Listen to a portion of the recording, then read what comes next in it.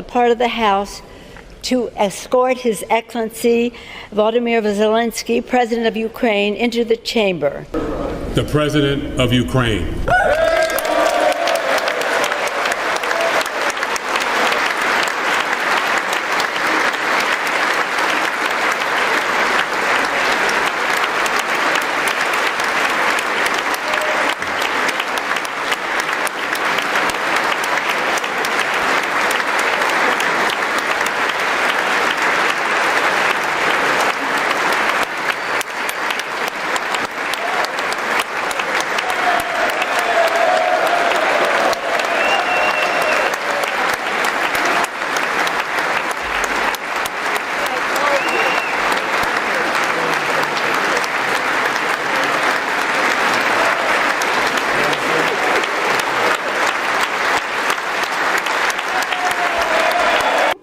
His Excellency Volodymyr Zelensky, President of the Ukraine.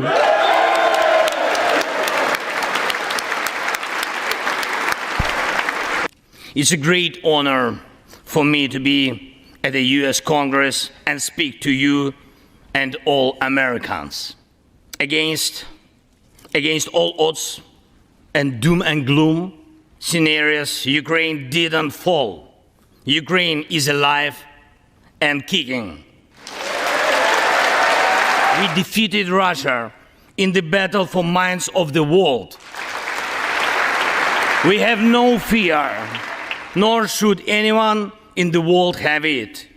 Ukraine's gained this victory, and it gives us courage, which inspires the entire world. Yet, the battle continues, and we have to defeat the Kremlin on the battlefield. Yes, this battle is not only for the territory, for this or another part of Europe. The battle is not only for life, freedom and security of Ukrainians or any other nation which Russia attempts to conquer. This struggle will define in what world our children and grandchildren will live, and then their children and grandchildren.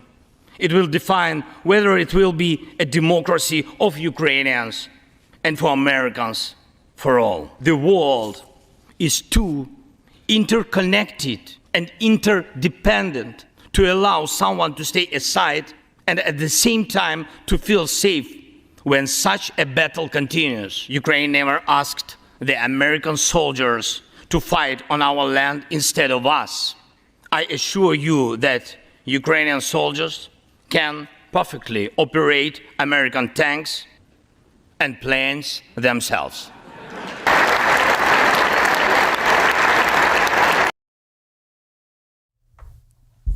Armor of Truth Live number 213. Welcome, my friends, to the show. We're diving right into this because this is, intended on this being a quick update, but it's turned into more than that as we've been preparing for it.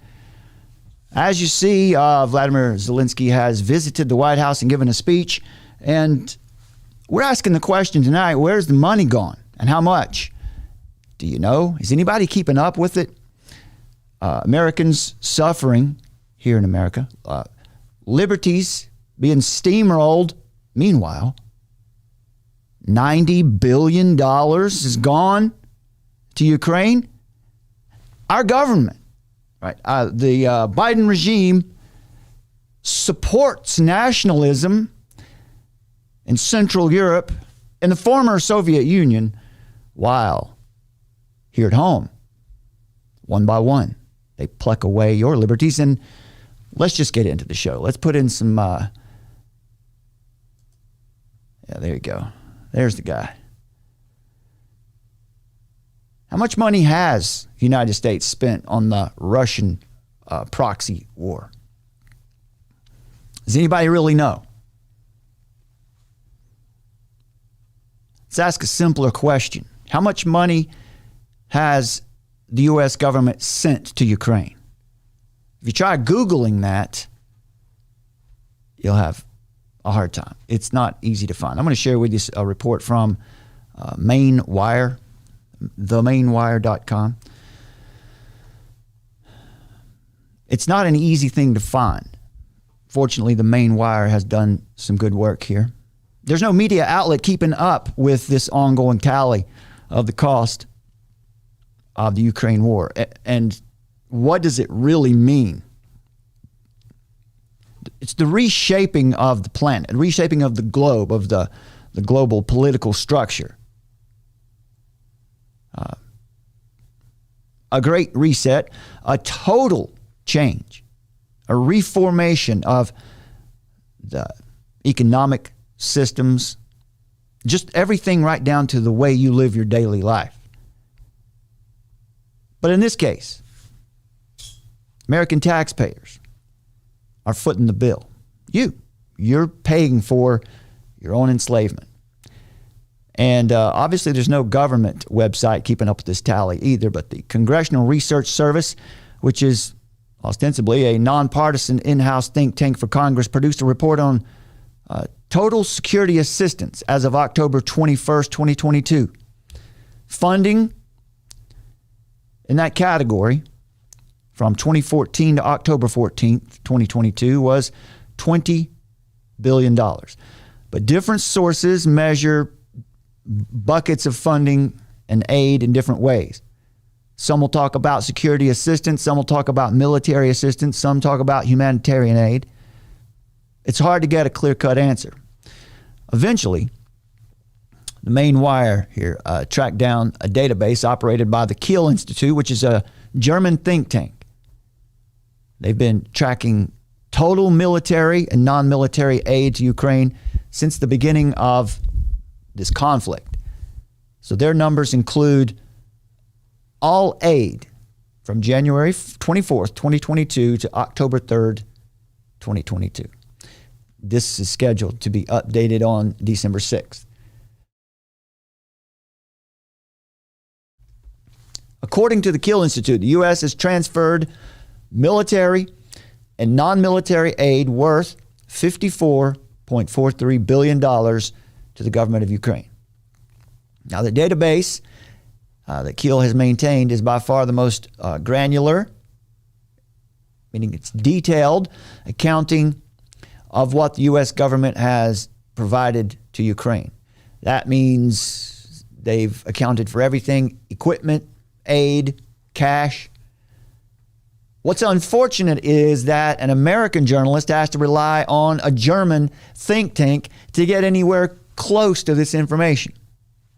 It's also unfortunate that Kiel had to copiously piece together this information from various statements made by the Department of Defense, the White House, and the Secretary of State. And because of that, the data is only as accurate as the American federal government's statements to the media are. And you can't hardly trust that at all. So it's likely much, much worse than what we're going to tell you.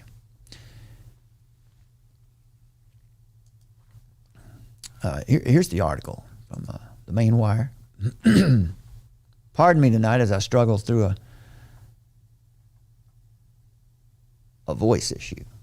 Kiel's estimated $54.43 billion plus the White House's new request for $37 billion would bring the total cost of U.S. involvement, the total cost of American taxpayer involvement in Ukraine to $91 and almost a half million dollars. 91 billion. 91 billion, $430 million. Well, let's put that in context. All of the European member countries and institutions have provided $30 billion. All of those nations together, $30 billion. The Jamestown Foundation estimates that Russia's entire annual defense spending was $77 billion. You getting the picture? In 2021, the gross domestic product of the state of Maine was $78 billion. Essentially, we've sacrificed an entire United States state for this war. A war that was provoked and fomented by our own people. We'll talk about that later. Now, you might say, well, let's run an audit on this, right? We got to figure out where this money's gone. That's a noble thought, but much of that aid is physical aid, what we call guns and butter. And it's likely been consumed or expended. So it's doubtful that the Ukrainian government is tracking all of this, right? It's not like we're going to, some point after it's all over, go back and track it down. Show us your receipts. Not going to happen. Why, in a time of crisis, with no expectations from the U.S., would Ukraine bother tracking the spending? The cash assistance might be a different story. Perhaps there is a paper trail for that, but even then, we're talking about billions of dollars funneled into one of the most corrupt countries in all of Europe. Let's not forget who Ukraine is. So the truth about all this, my friends, that money is gone. It's not coming back. And it's not like the American people are going to get a return on this investment. Oh, there'll be a return, but it won't be anything you voted for or even wished for. It'll be your worst nightmare.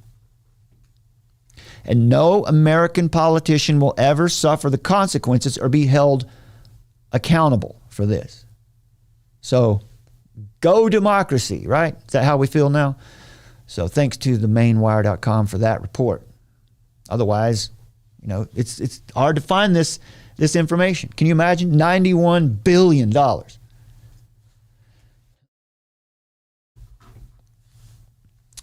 Now,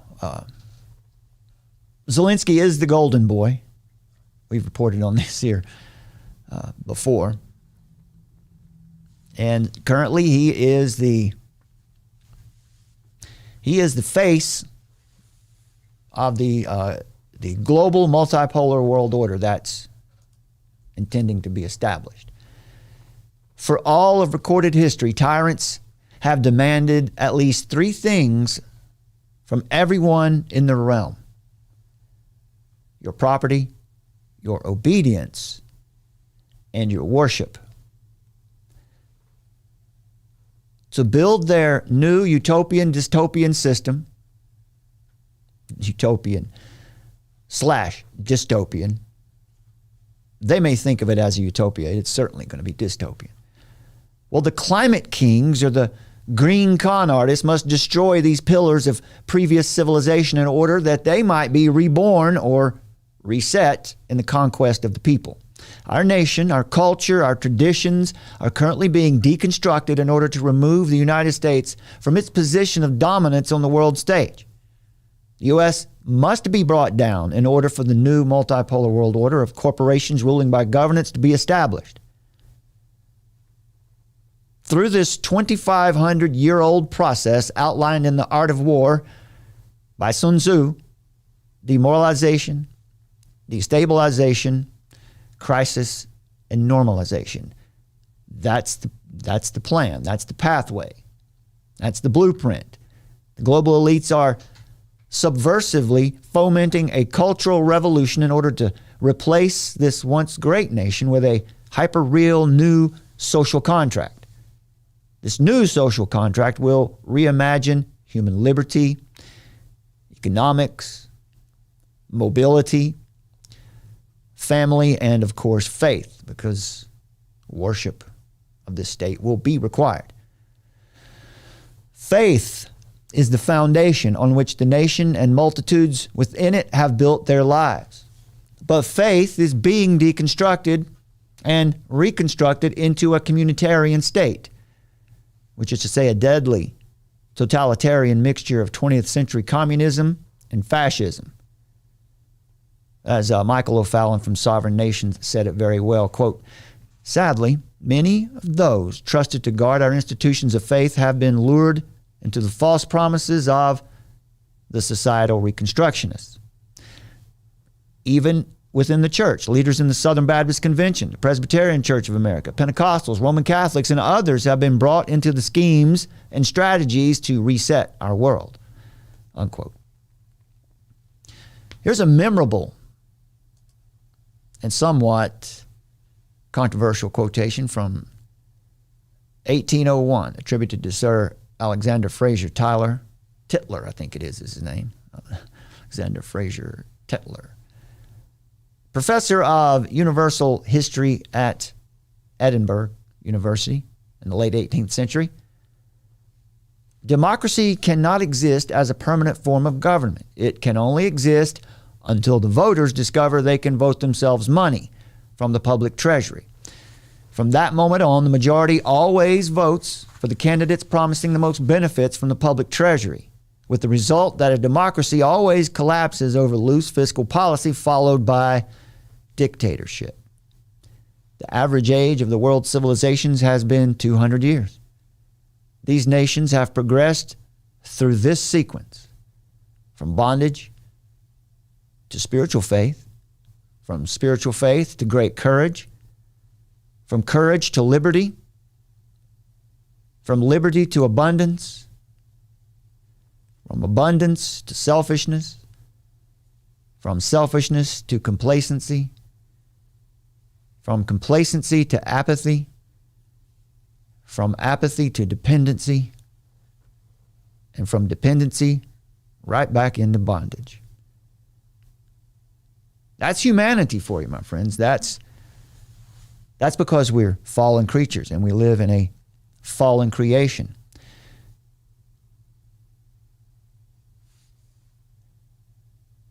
We'll talk more about that as we go tonight. Here's a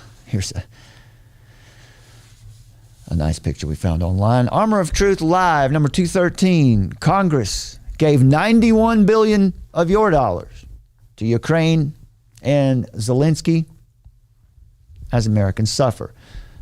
The establishment of the New World Order is certainly underway. And the show tonight is written and produced by myself, Brad, and here is my wife, Summer. Welcome to the show. Hello, everybody. I hope you guys are doing good out there in this holiday season. Almost Christmas. Here we go. I forgot to include the graphic. There it is. There she is. All right. Yeah, it's almost Christmas. Amazing. That's right. And Lord willing, we're going to try to have a Christmas message out for you here by at least Christmas Eve. Something more nourishing for your soul. But tonight we need to deal with the reality of what's happening in our world. And Summer's going to be joining in with us as we go through tonight. Later on, talking about the Blackrock, Vanguard, State Street. Is that right? Is that the three big ones? Yeah. How they're essentially squeezing the energy industry. And it has to do with, once again, green stuff and climate change. And that is one way. Yeah, they're bullying themselves in. Yeah, and that's dangerous right now as we head into, well, some of the coldest weather that the United States has seen in a while throughout the central and northwest plains. It's they said ugly. In decades. Well, the media reaction around the world has been interesting. We'll talk about that subversion tactics in a bit. Here's some more video of Zelensky's historic visit. Sources tell ABC News President Biden will mark Zelensky's visit with an announcement of a significant new package for Ukraine, nearly $2 billion in security assistance, including Patriot missile batteries that Ukraine has been requesting to fend off the Russian invasion. It will go a long way to plug those gaps in the Ukrainian air defense. Ongoing Russian missile strikes on critical Ukrainian infrastructure like the power grid have left millions of residents in the dark and with no heat as temperatures dip below freezing. President Zelensky seen on the front lines visiting with his troops, holding a moment of silence for the lives lost. The Ukrainian president's surprise visit to the U.S., his first since Russia began its unprovoked war 300 days ago. It's unprovoked war. You hear that? The propaganda, you have to pay attention. Unprovoked, that is to assume that, well, we know who provoked Russia, right? If you don't know who actually provoked Russia, stay tuned. We'll tell you in just a bit. It comes as Congress considers $45 billion more in emergency aid for the country. House Speaker Nancy Pelosi urging lawmakers to be present tonight for a very special focus on democracy. Zelensky confirming on Twitter he plans to address a joint session of Congress. And the White House hopes this visit with Zelensky sends a message to Putin that the U.S. is in for the long haul. Yeah, well, the U.S. is definitely in for the long haul, and that's not a good thing. Let's hear some more from the news. For his first foreign trip since Russia's invasion nearly 10 months ago, Ukrainian President Volodymyr Zelensky is visiting Washington to meet with President Biden and deliver an address to Congress. This is very significant. Former U.S. Ambassador to Ukraine, William Taylor, says the world will be watching. He needs the support from us. He needs it from the Europeans. And he's going to be making that case when he comes in. The trip comes as Congress is considering a massive spending bill this week, which includes $45 billion for Ukraine assistance. The days of endless cash and military materiel to Ukraine are numbered. With Republicans. Well, they might be numbered, but the damage is done, brother. We're in trouble. You're too late. You're too late. And not only that, the military brass, I don't know where that clip is. I've lost it now. It's just, but we had, if I can find it here, I had a clip. That's no good. Well, of our own military leaders. One of our generals just stating straight out, look, Ukraine's defense is our number one priority, and we'll do whatever it takes, right? Whatever it takes to defend Ukraine, even if that means blowing up our own country, even if that means losing our own. Apparently, that's what it means.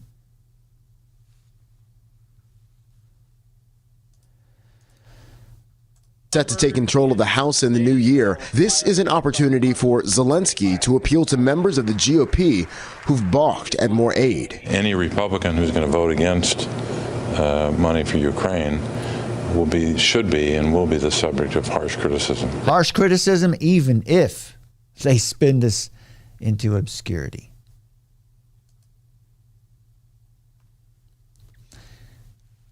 $44.9 billion for Ukraine is what they're reporting here. So it's even higher than the earlier estimates, which I read for you. So the day after he came, he spoke yesterday, and a lot of people were, if you've seen the pictures, right? He wore, I don't know, it looked like he was going hunting, right? Someone said, I guess it was Tucker Carlson, say look like a strip club manager. It's optics, right? This is all theater. All of it, 100% theater. There's nothing to the man. We have a clip of Zelensky. You know, he's an actor. He was an actor. He's still an actor. He's acting right now. But we had a clip of that, where a scene from the show he was on in Ukraine. We just don't want to play it because we always get copyright claims on that one. But it's, probably kind of funny. He was sitting on the toilet, and I don't know what they were saying because it was, anyway. But here's some sentiments from Twitter. Give Zelensky more nukes, sire. He deserves nothing but your unwavering dedication and commitment to his country. Disregard the 24 million starving peasants amongst your land. They're not our responsibility to care for. There's more. If you check out the Twitter sphere right now, there you go. There's a picture of him in his Sunday best.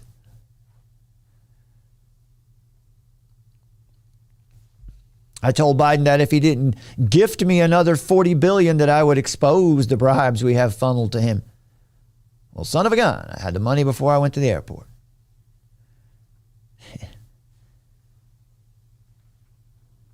It's as if Ukraine and Zelensky have rekindled a forgotten song, and suddenly everybody has remembered how to sing it, whatever that means.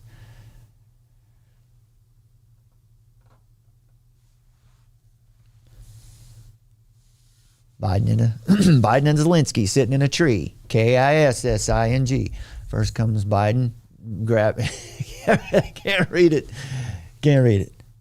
There were some reports that, what the Russians had done, they put up I don't know if it's photoshopped or not. There it is, a picture where apparently this happened.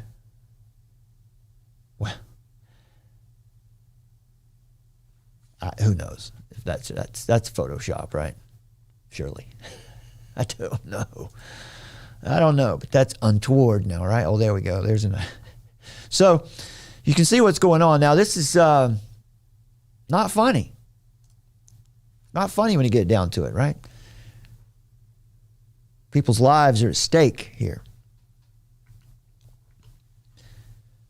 So the day after Zelensky met with President Biden at the White House and addressed Congress on Wednesday, making the case for continued support after 300 days of war. Let's see, where's that clip? I've got the clip of them unfurling the Ukrainian flag. I seem to have misplaced all of my clips. Yeah, this is a good quote from H.L. Mencken. The whole aim of practical politics is to keep the populace alarmed and hence clamorous to be led to safety by menacing it with an endless series of hobgoblins, all of them imaginary, said the wise man. In Plato's Republic, Socrates said of how to create our republic and keep everyone, how do we, right? It's like we talked about last night with Yuval Harari. He says, we need a new meta-narrative. We need to create a new narrative that everyone will get behind because then we can succeed. Doesn't have to be true. Socrates said we want one single grand lie which will be believed by everybody, including the rulers, ideally. But if not them, everybody else.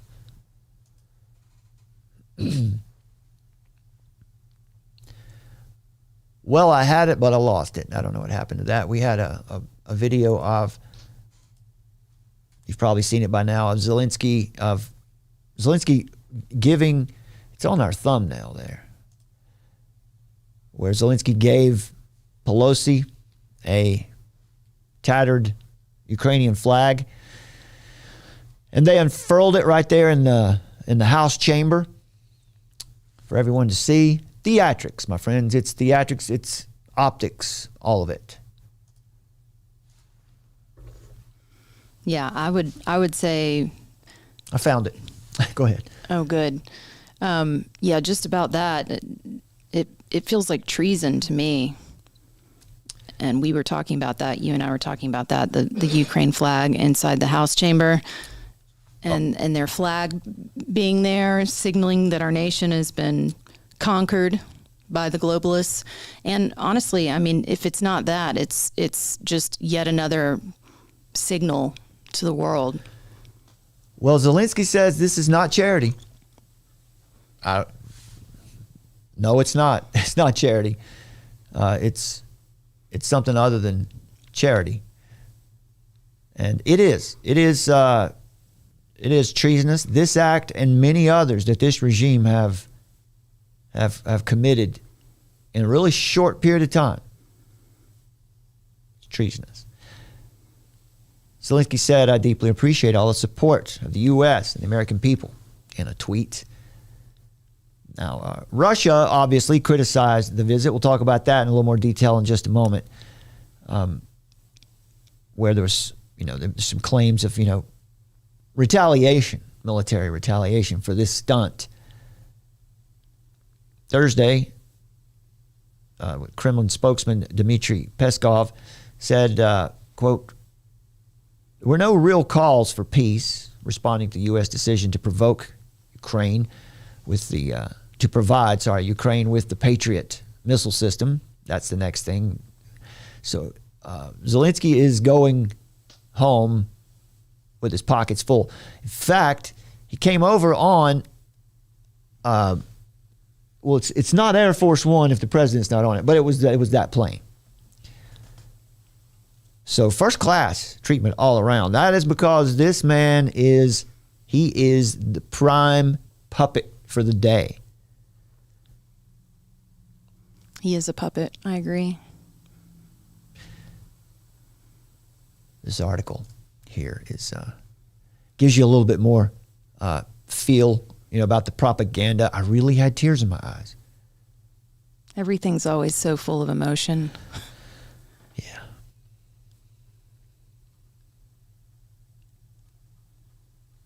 So Ukraine's president making international appearances via hologram. It's, once again, folks, this is all theater. Let's see. Here's the, here's where he's with, I'll get to the hologram in just a second. Here he is with President Biden. What I found interesting about this was just keep an eye on Biden.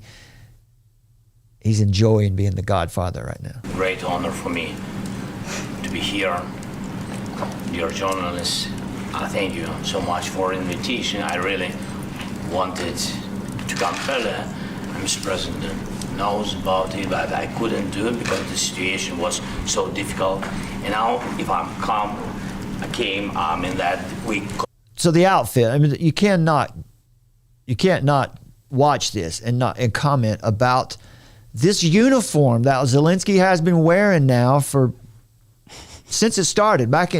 Since we met this man back in February of this year, he's been wearing the same outfit, right? Look, folks, they're trying to sell you something. These people are trying to sell you something. They're trying to sell you on the idea that we're defending democracy in Central Europe. They're trying to sell you on the idea that you need to sacrifice. Your children need to be sacrificed. That you need to sacrifice your earnings. You need to sacrifice food. You need to sacrifice your energy. You need to sacrifice having heat this winter. Because look how poor this man is, right? He doesn't have enough money to buy a suit. So look, we need to give these people money, right? They're selling you something here, folks. That's why he's in this uniform all the time. I bet if they had a state dinner where everyone wears their tuxedos and evening gown, he would show up in that thing. Why? Because that's the character he's playing. That's who he has to be presented to you as. Here's another clip. Oh, this clip is of Matt Gaetz and Lauren Boebert choosing not to stand when the room was applauding in the House chamber. In this genocidal policy, Iranian deadly drones sent to Russia in hundreds became a threat to our critical infrastructure. That is how one terrorist has found the other. It is just a matter of time when they will strike against your other allies. If we do not stop them now, we must do it.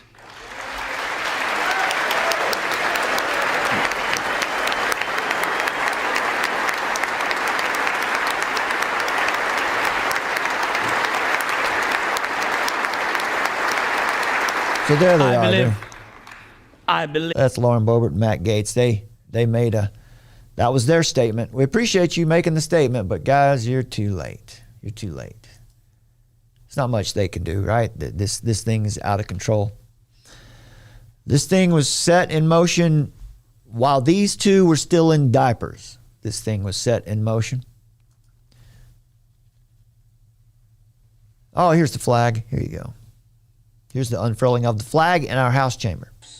They asked me to bring this flag to you, to the US Congress, to members of the House of Representatives and Senators whose decisions can save millions of people. So let these decisions be taken. Remember the other night when we were talking about the school surveillance, and they were trying, the narrative behind that was, look, if it saves just one life, giving up all of this freedom is worth it. If it just saves one life, making it possible that your child's photos, private photos, could be seen by anyone who's working remotely from home, that works for Gaggle or any other of these. It's worth it. It's worth it for us to live in a cave or live in a van down by the river. Right? If it saves one life. But is that true? Or is that just emotionalism? Well, here, part of this message is that, right? It's saving lives. Look, don't you understand? You might have to freeze this winter. Somebody, we're going to have, people are going to freeze to death this winter, but if it saves a life. Let this flag stay with you, ladies and gentlemen. This flag is a symbol of our victory in this war. We stand, we fight, and we will win because we are united. Ukraine, America, and the entire free world. So Pelosi once again. Yeah, this is unbelievable. This is actually what caused us to do the show today. Yeah, just watching this whole thing here. Yeah. Pelosi also once again said, "Oh wow, watch out! Oh man, she's gonna fall over there." Poor Nancy. She was tottering earlier. It was kind of sad to watch her. She was coming up to the microphone, but she also called him Winston Churchill again. Just one thing, if I can, the last thing, thank you so much. May God protect our brave troops and citizens. May God forever bless the United States of America. Merry Christmas and happy, victorious New Year. Slava Ukraini! Slava Ukraini. All right, well, that's, inspiring, right? Let's not forget the fact that this man is responsible for shutting down Christians in his country, for shutting down almost an entire denomination. Okay? So don't let the pomp and circumstance win you over. All right? Honestly, when I look at this guy, I kind of like this guy. I can't help it. I'm just a human being, right? Something about him I like. But he's a character. He's a character. He is he's something He's bought else. and paid for. That is a fact. He's bought and paid for. Here's Lauren Boebert after this speech, giving her comments. She's going to express concern about the same thing we're concerned about. Hey everyone, I just finished attending the address by President Zelensky, and we're going to have votes here at the Capitol for the next 4 hours or so. Here's what was clear from tonight. The people of Ukraine are suffering. The war is deadly and horrific, and the carnage has not stopped. Sadly, what I didn't hear tonight was a clear explanation of where the first $50 billion we sent to support their efforts went. Until Congress receives a full audit on where our money has already gone, I will not support sending additional money to this war. President Zelensky is working to protect his country, his border, and his people. I get it. I really just wish our commander-in-chief would do the same right here at home and secure our southern border and protect our people. All right. So she says 50 million or 50 billion. That's her claim. We know that it's a lot more than that. It has to be a lot more than that. What the Kiel Institute tracked down, 91 billion.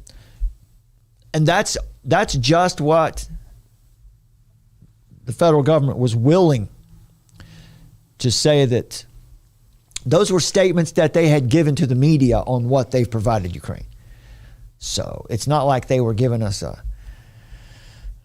it's not like they're giving less money. Right? It's likely a lot more than that. Yeah, we're just getting closer to the IMF having to come in and help us out. That's a great point right there. That's a point that I don't think many people are understanding. If you read the book, The Confessions of an Economic Hitman, you can understand a little bit about how this world works, about how nations can be conquered without firing bullets today. It's by debt. Especially now, it's always worked typically on smaller, unstable nations in the so-called developing world, where if you can get a corrupt leader in there, and you can go in there and... Which is what we have. Well, all over the place now, right? And what they do is they go in there, the International Monetary Fund, the IMF, representatives go in there and they promise this corrupt leader all kinds of things. Loans. You'll be able to build this or build that. You'll be able to give your people this. It doesn't even have to really be a corrupt leader. It just has to be one who's not very savvy, doesn't really know what's going on. He could have really good intentions. But once you take the loans from them and you can't pay it back because they never can, they own your country. They own all your resources. Mm-hmm. That's what they're doing. They own your hide is what they own. Yeah. So let's look at this right quick, this hologram story right quick. This is just to let you know a little bit about what's possible. And I don't know, thought this was interesting, an interesting development here. According to a report in the Next Web, Ukrainian President Volodymyr Zelensky appeared at 4 European tech conferences via hologram. This was earlier in the year. And you can see there in the picture, apparently what that is, these are cameras and sensors, technology. He's got his green outfit on, of course. He's never without it. But you see that Star Wars shirt he's got on there? Mm-hmm. It was as though a life-size Zelensky had been transported to different areas in Europe, and I assume that they can do this live now. It's getting dangerous out there, folks. Zelensky used the opportunity to deliver a pointed message to Russia. He said, "This is not the only aspect of Star Wars that we're putting into practice. We will defeat the empire as well." Which one? Zelensky said that we are living in a time of opportunity for your companies, your technology, knowledge, expertise, and investments. He said, Ukraine is a chance for you. Right? So how about that? A hologram, that's a new way to make a pitch, right? That's a new way to pitch your nation to investors. And it's possible that his message could have gotten to the right people. Of course, he's already their golden boy. So I just wanted to mention that Joe Powell said Russia and India created a partnership to trade their currencies and not use the dollar. Yeah. He said that happened today, I guess. I'm not sure. I haven't seen that yet, but yeah, this has been happening bit by bit over the past year. Russia and China decided to do business in that digital yuan currency. Yeah, the brick. Yeah. Well, this is interesting, folks, because what? Maybe holograms are the future for us all. Maybe that's the way to go. Let's not be too cynical about things, right? Maybe holograms are the future. Got lockdowns? No problem. I'll just holo jump myself over there for Christmas dinner. What about that exhausting business trip? Holo jump yourself to San Diego or Fresno or wherever you got to go. Holograms might just be the answer we've all been waiting for, especially since air travel has become something akin to the last circle of hell for everybody. But I thought you might be interested in this little piece here from the New Web. Obi-Wan Kenobi. That's right. I wish we could go back to that time right about now. Yeah. There's a lot of things about life in the 90s and the 2000s that I used to hate that I would love to see back now. I'd love to see some of those problems crop up again. Those would be a much easier life. Let's listen to just a moment of Tucker Carlson here. Whatever you think about Tucker, let's hear what he has to say about this so we can get a little bit of narrative analysis from the other side. Perhaps. Not sure where Tucker Carlson comes down. I do know that he has a platform. and a mainstream news outlet. And today, I don't know how you get there. I don't know how you get there unless you're in some way bought and paid for. I don't know how it's possible. But let's listen to what he has to say. As far as we know, no one's ever addressed the United States Congress in a sweatshirt before, but they love him much more than they love you. Welcome to Tucker Carlson's Night. Remember when Sam Bankman-Fried showed up in Washington wearing a T-shirt and spouting nonsense, and all the self-described geniuses declared him a hero? The media, the Congress, the White House, they all love this weird little guy called Sam Bankman-Fried. Do you remember that? Somehow we were reminded of it today when the president of Ukraine arrived at the White House dressed like the manager of a strip club and started to demand money. Amazingly, no one threw him out. Instead, they did whatever he wanted. American taxpayers declared Joe Biden will continue to give Zelensky whatever he demands for, quote, as long as it takes. That's it. Tellingly, Biden... That might be where the clip comes from. That's never specified what it is, as long as it takes to do what? Push the Russian army back to pre-invasion borders? Sounds reasonable. That's what most Americans likely assume, those who are still paying attention. But that is not what Zelensky means, and it is not what he is asking for. Zelensky is demanding regime change in Russia, just like in Iraq and Libya and a long list of other failed states, except this time in the heart of the Eurasian landmass, next door to the entire civilized world. That's what Zelensky has called for repeatedly, and every dollar we send to him goes toward that end. And at this point, he's getting a lot closer to achieving it. So what happens if he, quote, wins? What does the ensuing chaos look like? Thought about that? Who's going to secure the world's largest nuclear arsenal once we help Zelensky topple the Russian government? Who replaces Putin? Strangely, those topics did not come up today, because that wasn't the point. The point of today's visit to Washington was not to make the world more stable or make wise decisions, much less to help America. That's always at the bottom of the list. The point was to fawn over the Ukrainian strip club manager and hand him billions more dollars from our own crumbling economy. It is hard, in fact, it may be impossible to imagine a more humiliating scenario for the greatest country on earth. Exactly. And we would love to blame Joe Biden for it, but we can't really, not entirely at least. This was bipartisan masochism. Oh yeah, this has been. He's right. He's right about that. This was set in motion. He's not going to say this, but this was set in motion way before Joe Biden.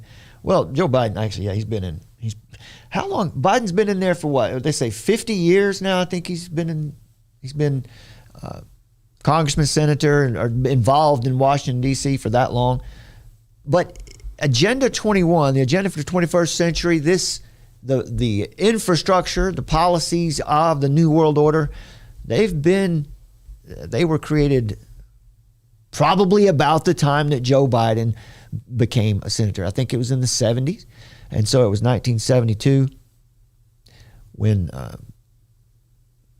what we know now as Sustainable Development Goals, Agenda 21, were first brought out. And then in 1992 is when the Rio Declaration was made. That's where it all started. We've got videos here on this channel that go into that in great detail. Armor of Truth Live, just look through the Armor of Truth Live shows and you'll see where whenever we're talking about the Green New Deal or the history of Agenda 21, Agenda 2030. They keep changing the name because people keep catching on to what they're doing, and they think that if they change the name, that'll help them hide what they're doing. In fact, in Rules for Radicals, which is the playbook for these people, here's what they say. The question may legitimately be raised, why not use other words? Words that mean the same but are peaceful and do not result in such negative emotional reactions. To use any other word but power is to change the meaning of everything we're talking about. As Mark Twain once put it, the difference between the right word and the almost right word is the difference between lightning and the lightning bug. Right? There are a number of fundamental reasons for rejecting these substitutions.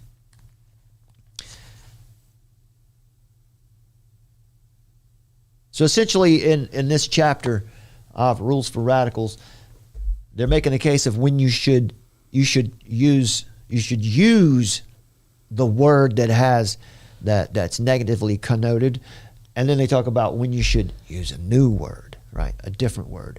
And that's what we see going on with the climate change fiasco. They just keep changing the language. The party is alive and well despite the best efforts of voters, including last month. And if you doubt that it's alive and well, Here's a picture of Zelensky that he had taken with a group of elderly Republican senators in Kiev back in May. Same outfit. They stand grinning next to him in their orthopedic shoes. 70-year-old Susan Collins, John Barrasso, John Cornyn, led by their 80-year-old ringleader, Mitch McConnell. The Republicans. 44-year-old Zelensky poses between them in a skin-tight polo shirt, flexing like a weightlifter and trying to look ferocious. They seem awestruck. Not since a young Fidel Castro showed up in New York wearing battle fatigues has this country's aging leadership class tittered more loudly in delight. They love a man in uniform. What a hunk. So strong and decisive. Look at the expression of Mitch McConnell's face. You could almost hear the giggles of pleasure. No rational person assessing the issues ever would have predicted this moment. If you were a Republican office holder and Zelensky came to Washington, maybe you would, for a moment, ask him about his current and ongoing war against Christianity in Ukraine. Especially if you were, say, Mitch McConnell or John Cornyn and a lot of your own voters. And it really sounds like that. Does Tucker Carlson watch Armor of Truth live? I know. I think he does. Well, good for him. Go to church on Sunday. They might care about that issue. But McConnell and Cornyn didn't mention that. They didn't say a word. You will not hear a word on television tonight about the fact that Zelensky has banned an entire ancient Christian denomination in Ukraine and then seized churches and then thrown priests into jail. According to Mitch McConnell, who apparently hasn't left his office since the mid-'80s, anti-Christian despotism is what most Republicans want above all. They don't get enough. They're just begging for it. Watch McConnell explain. Here you go. Providing assistance for the Ukrainians to defeat the Russians, that's the number one priority for the United States right now, according to most Republicans. That's sort of how we see the challenges confronting the country at the moment. And two other senators stand behind him, nodding like it's true. Defeating Putin is, quote, the number one priority among Republicans? Whatever it costs, too. I wish maybe I'll find that clip before we get out of here, but I had that clip of the general saying the same thing. In fact, so what that tells you is that's the talking point. That's the talking point that they've been given to repeat. We have to do it, whatever it costs. This is how you know that there is no such thing as a left-right divide. There is no such thing as red and blue. Exactly. When it comes down to the important issues, they're on the same side. And what I mean by important issues, things like this. The Disrespect for Marriage Act. Yeah, now things like the Marriage Act and abortion, these are crucial and these are important issues, but we understand that they are. But for these folks, those are not the most important issues. They don't care one way or the other, right? For the most part, these people in power. But when it comes down to something that has to do with the formation of their new world order or right now, what has to be the destruction, disintegration of the United States of America, then they're on the same team. They're clearly, you've heard it right there from the Senate minority leader, soon to be majority. In 1932, Edward Bernays wrote this: "The conscious and intelligent manipulation of the organized habits and opinions of the masses is an important element in democratic society." Isn't that nice that our Constitution doesn't give us a democratic society? We have a representative republic. It's different.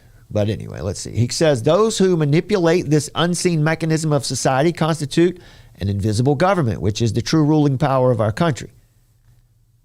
Our invisible governors are, in many cases, unaware of the identity of their fellow members in their inner cabinet. Whatever attitude one chooses to take toward this condition, it remains a fact that in almost every act of our daily lives, whether in the sphere of politics or business, in our social conduct or our ethical thinking, we are dominated by the relatively small number of persons, a trifling fraction of our 120 million at the time of this, that's double population, who understand the mental processes and social patterns of the masses.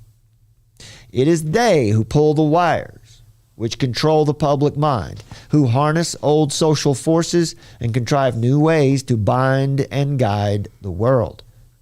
Our Constitution does not envisage political parties as part of the mechanism of government.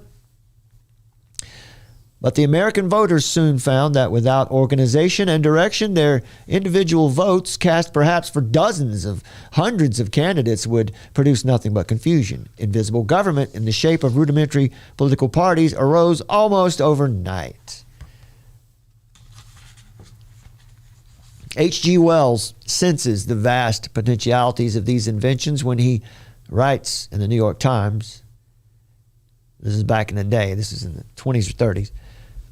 He says, modern means of communication, the power afforded by print, telephone, wireless, and so forth, this is back in the day, of rapidly putting through directive, strategic, or technical conceptions to a great number of cooperating centers, of getting quick replies and effective discussion, have opened up a new world of political processes. Ideas and phrases can now be given an effectiveness greater than the effectiveness of any personality and stronger than any sectional interest. The common design can be documented and sustained against perversion and betrayal. Really? It can be elaborated and developed steadily and widely without personal, local, and sectional misunderstanding. Unquote. Equally true of commercial and social processes and all manifestations of mass activity, no longer subject to local and sectional limitations. This was the organization of the village community.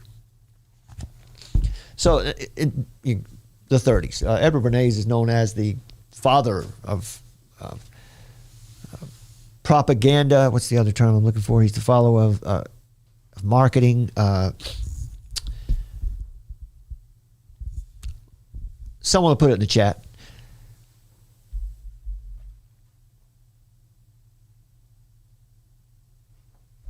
The father of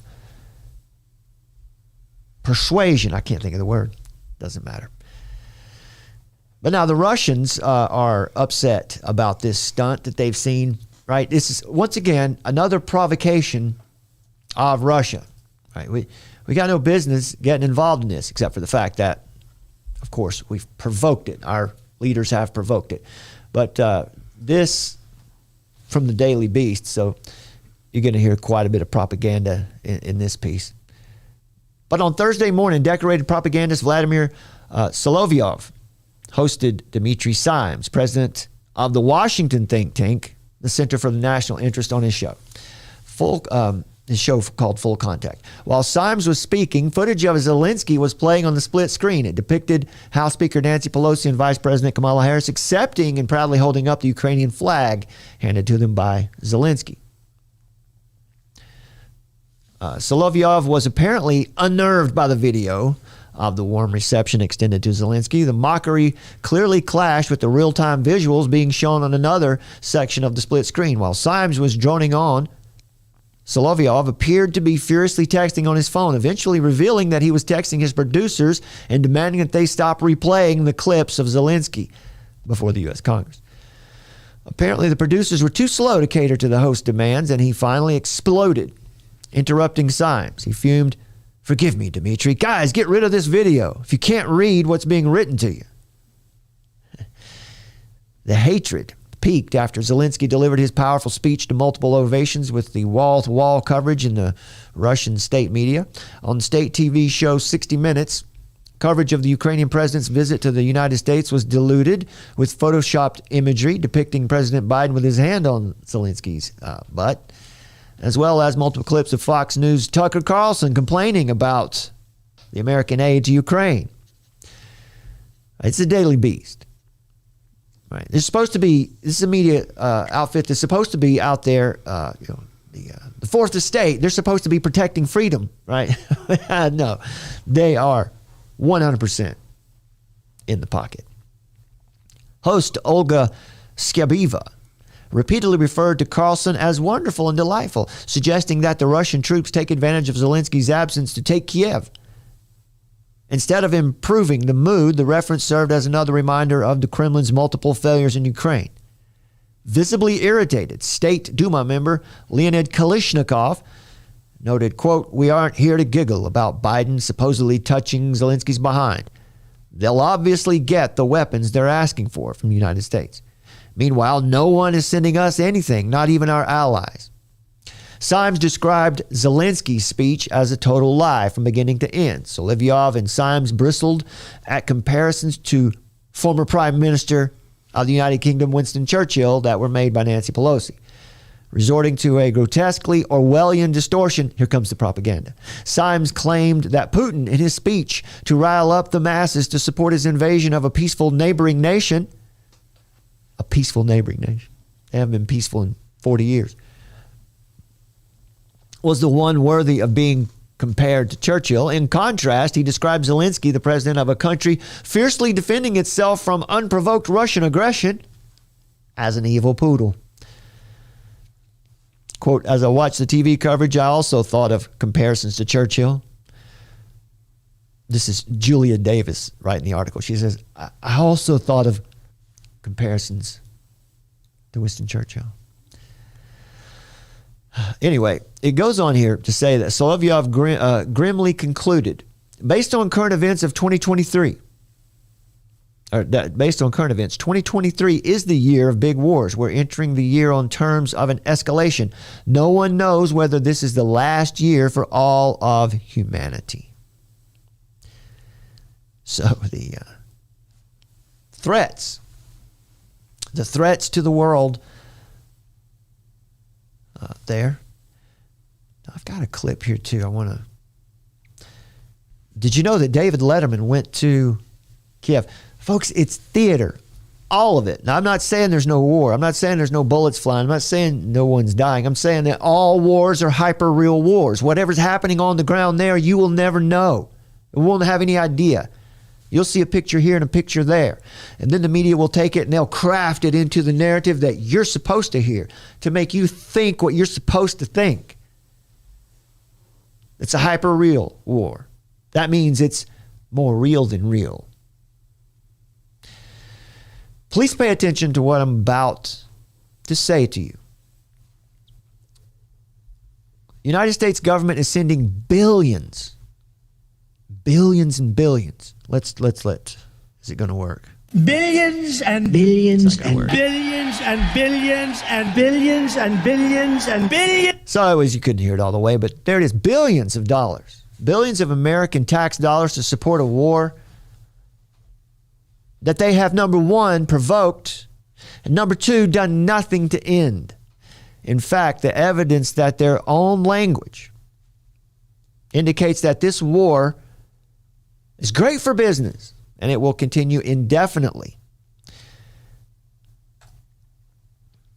They're constantly selling you, if you're an American citizen, anyone in the West really, they're constantly selling a story about the dire situation that has been inspired and executed by the evil tyrant Vladimir Adolf Hitler Putin. Please keep in mind, as you watch this next clip I'm about to show you, that we are force-fed a constant stream of mainstream news and ubiquitous propaganda from social media as well, appealing to fear and cynically taking advantage of the general goodwill of Americans. Most Americans do not have the time to filter through this mass deception of mainstream media, and social media, and Facebook posts to find out what is actually being done to our nation and directly to them by foreign actors and traitors in our own government. Many Americans have been forced into homelessness. Others have chosen to expatriate. It has been by design that families who are vigorously supporting themselves, anxiously trying to survive as their jobs disappear and their small businesses are shuttered as a result of this, the current U.S. regime's treasonous cooperation with the World Economic Forum's Great Reset and its many foreign actors who have proven themselves to be adversaries of liberty, which in short means that they intend to weaken, injure, and remove the United States from her position as a global superpower. So think about propaganda. Think about the fact that, sure, there's a war going on there, but what's really happening? What kind of narrative are we being sold? How dangerous is it there in the war zone? Not so dangerous that David Letterman can't show up and do an interview with Zelensky. Now, you think for a second that that's actually true? We have air raid siren, and we've got this American here. We've got this high-profile American here with us in the subway, a secured subway. Let me play this. Let me show you. Let's look at this. Look at some of the elements of the theater here. Look at this. Who's this guy? Right? This guy looks at the camera and then he gives his, oh boy, isn't this serious situation? Right? Check this guy. This is silly. Come on. Yeah. Right? Someone off camera. Cue. Go. There you go. Oh, yeah. I'm just, this is so silly. It's like everybody's waiting for their part to sort of give their subtle gesture. Oh boy, you know what? I got the old high sign from YouTube that you're playing copyrighted content. Man, Netflix. This is on the Sun. All right, this is from, you can see it there. This is from the Sun. And this is news reporting. They don't want you messing with this. This is not Fox News. I'm not Tucker Carlson, but this is news reporting. YouTube. This is touchy. YouTube, you're out of line. I don't mind saying it. You're out of line. You can shut us down, but you're out of line, and you're going to lose your place in the industry anyway. Your days are numbered as well. Anyway, so I'm a good businessman, right? I'm out here making sure that I don't know that we'll have a channel after today. It's enough, right? Look at the propaganda. This propaganda is shoved down our throats, but let's shut down the Armor of Truth channel because he played a clip. Come on. This world is insane. Anyway, the ex-Late Show host traveled to the European country in October of this year to meet face-to-face with Zelensky, where they engaged in conversation in front of a live audience. In front of a live audience in a secure underground area within the beleaguered nation. Oh, there you go. Some of the beautiful artwork that Summer's put together. Everything that you see here that looks good, that was Summer. The look and feel. So they're in a secured subway with a live audience. David Letterman says, I feel very secure sitting here with the air raid sirens going on. So this is from a trailer of David Letterman's Netflix series called, I think it's called My Next Guest, or My Next Guest Needs No Introduction, or something like that. But you see David Letterman making the voyage to Ukraine, and this is from TMZ said this. You see David Letterman making the voyage to Ukraine, and he notes that Russian attacks are still underway as the war rages on. So pretty dangerous territory, to say the least, unquote. Is it? Is it really?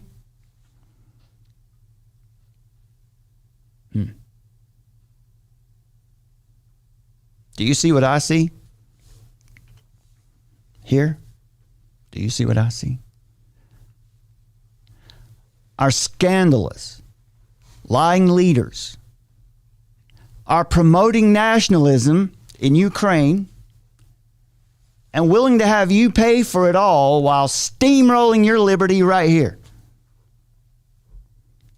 I think Shakespeare has a term for that, and it was called cuckold. That term's being used in context, and it's okay because it's in context. That's what's happening here, folks. Promoting, funding nationalism in Ukraine, while here, As I showed last night on the show, we have books written about this white Christian nationalists that are so dangerous. Whew. It's getting weird out there. Look, you might say, so what, right? The U.S. isn't all that great anymore anyway. Well, not so fast. It's true that we often have rulers who are corrupt. We've had a nice string of them for a long time now. There is no fear of God in these men and women. And they try every way possible to rule by decree like Caesar. All that is more than clear. And yes, they have committed many treasonous acts in the constitutional context of the word treason. They've committed it. However, don't forget this. America, and that means the people who actually work and make it what it is. That means you and me. That means us. America is still the most important nation on the planet. And that's because of her prosperity, because of her goodwill, and the massive amount of positive change that America has caused throughout the world, at least in the last 80 years. Of course, war hawks, Bush, Clinton, Bush, Obama, notwithstanding. But that's how great America is. She is so great and her Constitution so well crafted that even as evil wannabe dictators take power from time to time, the power still rests with the people. But not for long if you stay on the couch. Not for long if you're just happy to sit and watch it happen on YouTube. You're going to have to get off the couch at some point and defend that Constitution.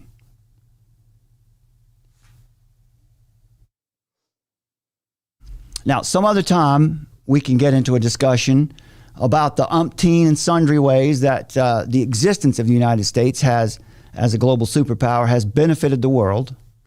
I mean, give a couple. For example, the world living in extreme poverty has been slashed from about 35% in 1990 to about 10% today. And how the rate of human death and natural catastrophes has been nearly reversed over the last 100 years. You see, the climate change people want to tell you a different story, but that's a fact.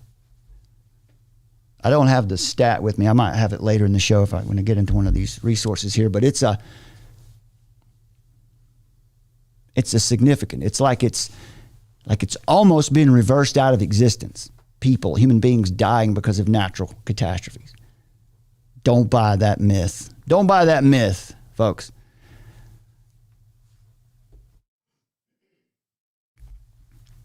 But today, America has been weakened.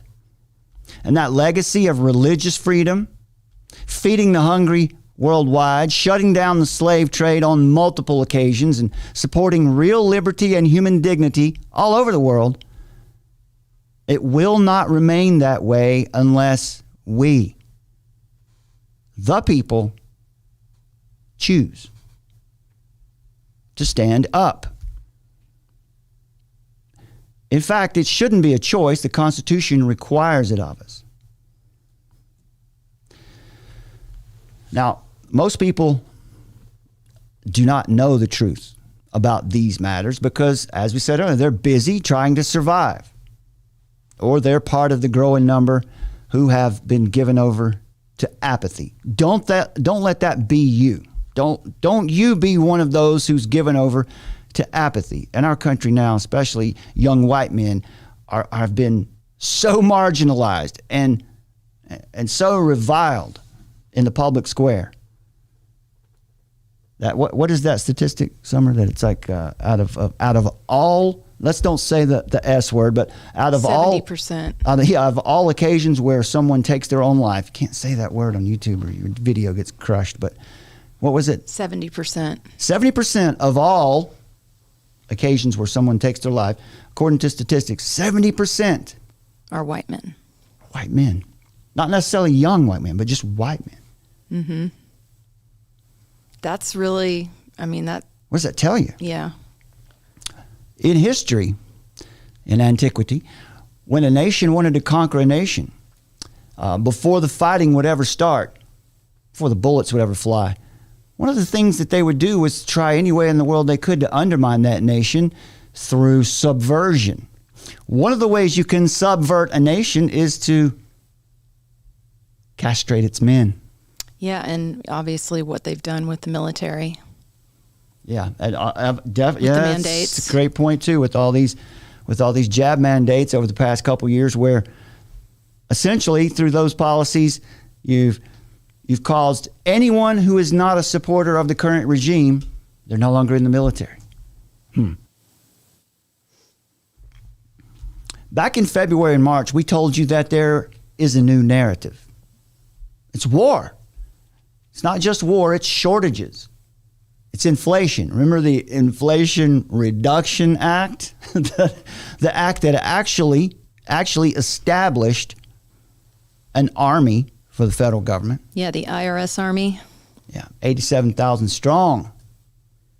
More than that. To come after us. Yeah, more than 87,000 because they added 87,000. So we told you about this. Climate fear. The same people who fed you a gluttonous diet of propaganda since February, March of 2020 are the same people telling you now that you need to hate Vladimir Putin, that you need to support NATO in this proxy war with Russia. And if you don't, you're an extremist. You probably are a white supremacist. Biden and his puppet masters want war. And they got it. And they want it to be long and drawn out. This administration is just as war hawkish as either one of the Bushes, Clintons, or Obamas. They're all war hawks. Isn't it funny now to look back on it? Because we used to think of Barack Obama as this progressive, liberal. He was just, today, we would look at him as a conservative. Well, these people have spent every day of their time in office at the helm doing their best to sink the United States. Kamala Harris, Joe Biden have openly provoked and threatened Vladimir Putin and agitating circumstances to ensure that this happened, this war would come on. Here's a clip, just in case you thought you're making this up. Here's a clip of Biden provoking Putin. Let me answer the first question first. If Russia invades, that means tanks or troops crossing the border of Ukraine again. Then there will be no longer a Nord Stream 2. We will bring an end to it. What did he say? If Russia should dare do anything, Nord Stream 2 will not exist anymore. Well, is Biden a prophet or an urgent warning to Americans in Russia: get out from neighboring countries. Nearly 200,000 times the European Union's top diplomat said a deliberate attack likely caused the leak from the Nord Stream pipelines in the Baltic Sea. He stopped short of directly accusing anybody in particular. Seismologists report powerful explosions rattled the Baltic Sea before the European authorities discovered the leaks. Swedish leaders and others have said emphatically the pipelines were sabotaged. The Nord Stream pipelines run under the Baltic Sea from Russia to Germany. The leaks raising concerns as Europe faces a growing energy crisis. Some European and Ukrainian officials have blamed Russia for the attacks. The Kremlin spokesman said any claims that Russia could be behind the leaks were, quote, predictable and stupid.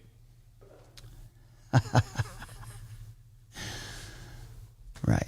We know who did that. Right. I think one of the best theories is that U.S. wanted that done, and that it was probably British military that pulled it off. But anyway, it's all false. They're telling you that Russia is losing.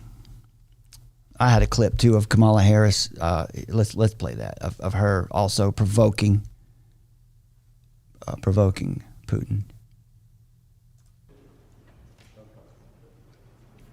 I have to skip ahead. I think it's down here. And it will amass troops and firepower in plain sight. We now receive reports of what appears to be provocations. And we see Russia spreading... That woman is shaking in her Christian Louboutins here. She is really nervous up there. ...disinformation, lies, and propaganda. We have put concrete proposals on the table. And let me be clear. I can say with absolute certainty. Absolute certainty. If Russia further invades Ukraine, the United States, together with our allies and partners, will impose significant and unprecedented economic costs. Nervous wreck up there. She's about to fall apart. She's not comfortable making that threat. She's had a job where she could kind of be, I'll just, be over this part of a city. Man, she's not enjoying having to get involved in things where whole nations, whole world is involved. She's pretty nervous there. But what they're telling you is that Russia's losing. Putin is scared. It's all propaganda. All wars today are hyper-real wars. You don't know what's happening there. You just get a story. You get a narrative. Right? Jean Baudrillard, who was asked to cover the first Iraq War.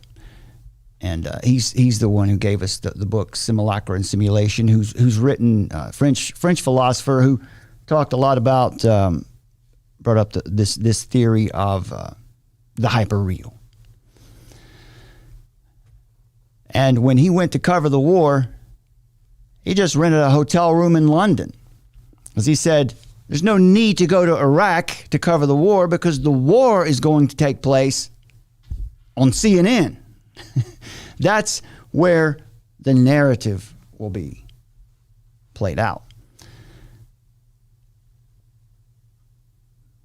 They claim that freedom is their primary objective. They claim that they're fighting for democracy, but they don't ever define that term. Language, as we stated earlier, is one of their major weapons in this global war on truth. Freedom is not the goal of this establishment.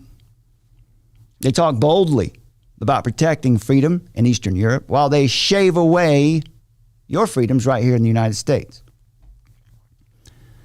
They are gravely concerned about the security on the border of Ukraine while they kick open the doors of our own southern border. They're destabilizing this nation while claiming to be fighting to stabilize another one. This narrative is not coherent. Are we going to forget these abuses of power? What will we do? These terms, democracy and sovereignty, are being used differently than they ever have before. Today, democracy is another word for globalism. Proper term is communitarianism.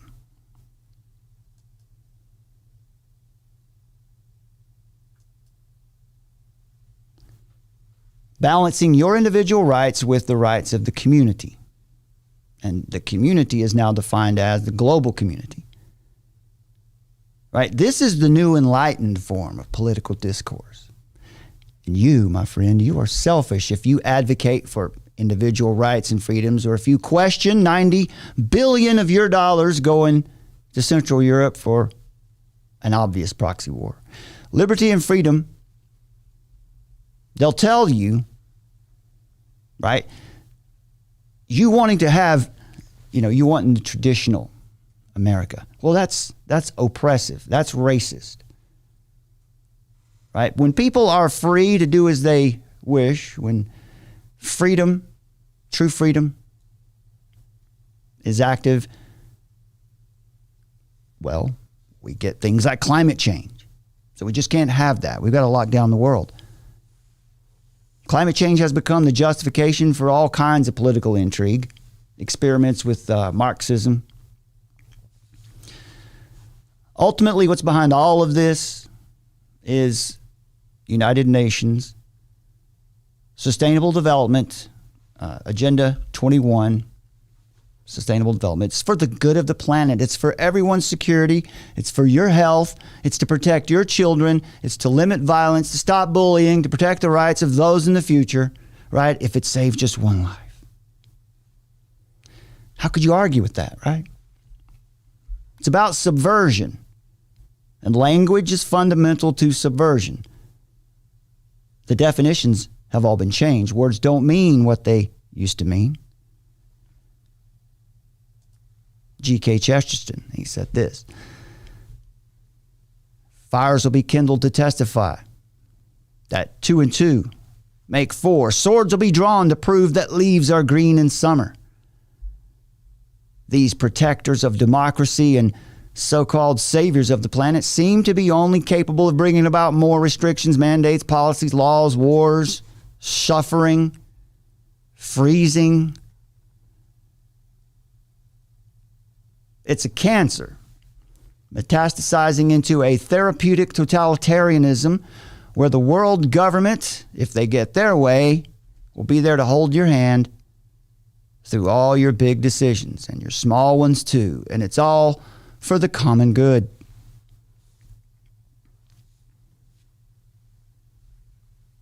We're the world government, and we're here to protect you from bad people who cause racism and climate change.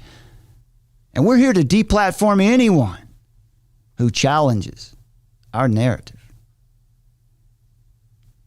Because after all, truth is that which prevails, not that which is self-evident.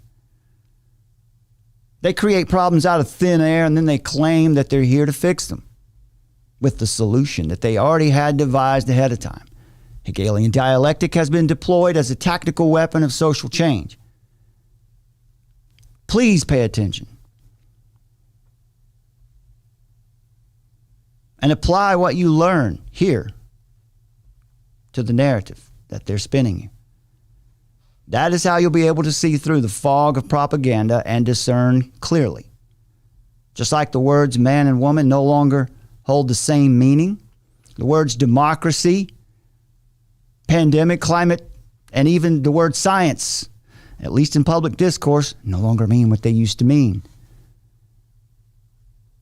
In fact, the word democracy is now post-op, and it goes by the name globalism, so don't you dare get caught dead naming.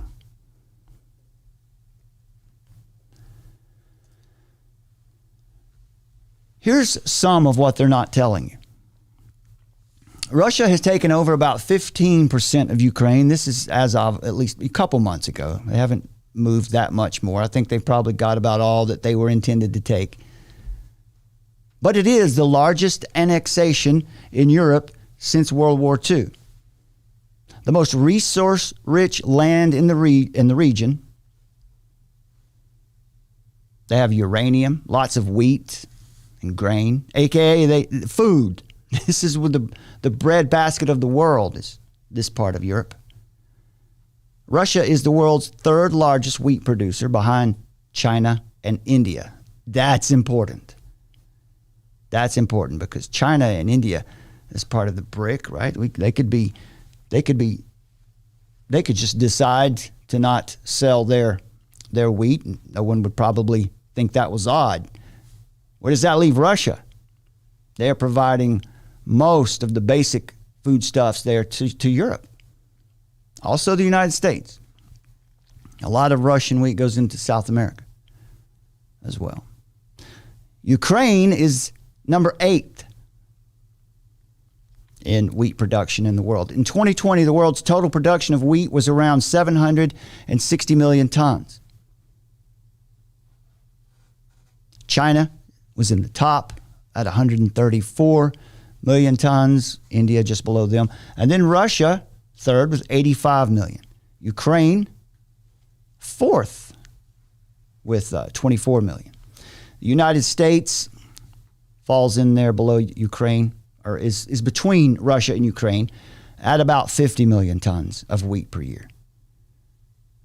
So when they start telling you about food shortages, please understand that if there is a shortage, it has been designed, and it has been designed to make you suffer. China and Russia control 220 million tons. That's 28% of the global grain market. That's a lot. The regions that have been taken by Russia account for nearly 20% of the wheat produced in Ukraine. With new Russian territories that could jump to over 30%. So the term we need to be familiar with here is food security. What do they mean when they say it? They mean something different than what we see clearly happening. Food security in the 2030 agenda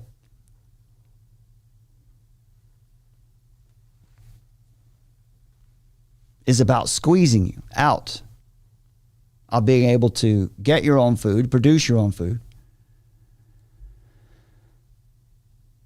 From the Food and Agricultural Organization of the United Nations, and from the United Nations, from the 2030 Agenda for Sustainable Development, including the 17 Sustainable Development Goals, the SDGs, these are new global objectives that will shape national development plans for the foreseeable future. From ending poverty and hunger to responding to climate change and sustaining our national resources, this is what they say that the Sustainable Development Goals are there to do. To preserve and protect your food and agriculture. To control food and agriculture. That is the 2030 agenda. So with all this going on, and if this is all really true, if I'm not sitting here just lying through my teeth, why is everybody supporting this? Why is everybody supporting Zelensky in Ukraine right now? Why is it such a big deal? Are they? Are they really? Or is that just what the media is saying? Well, it's a fact that Ukraine is now the largest recipient of U.S. foreign military assistance in the last century, and that U.S. involvement in the war effort is only increasing as Washington has provided Kiev with more sophisticated weapons and real-time intelligence to help counter the Russian invasion. Washington's diplomatic efforts, however, are non-existent. The evidence is they're not trying to end this thing. They're trying to keep it going as long as possible. The Washington establishment, also known as the Blob, is clearly out of step with the American people, considering the role that the United States should be playing in ending this war. According to a poll that was released, this was several weeks ago, but the numbers should be about the same, if not larger. While diplomacy has largely been written off in Washington,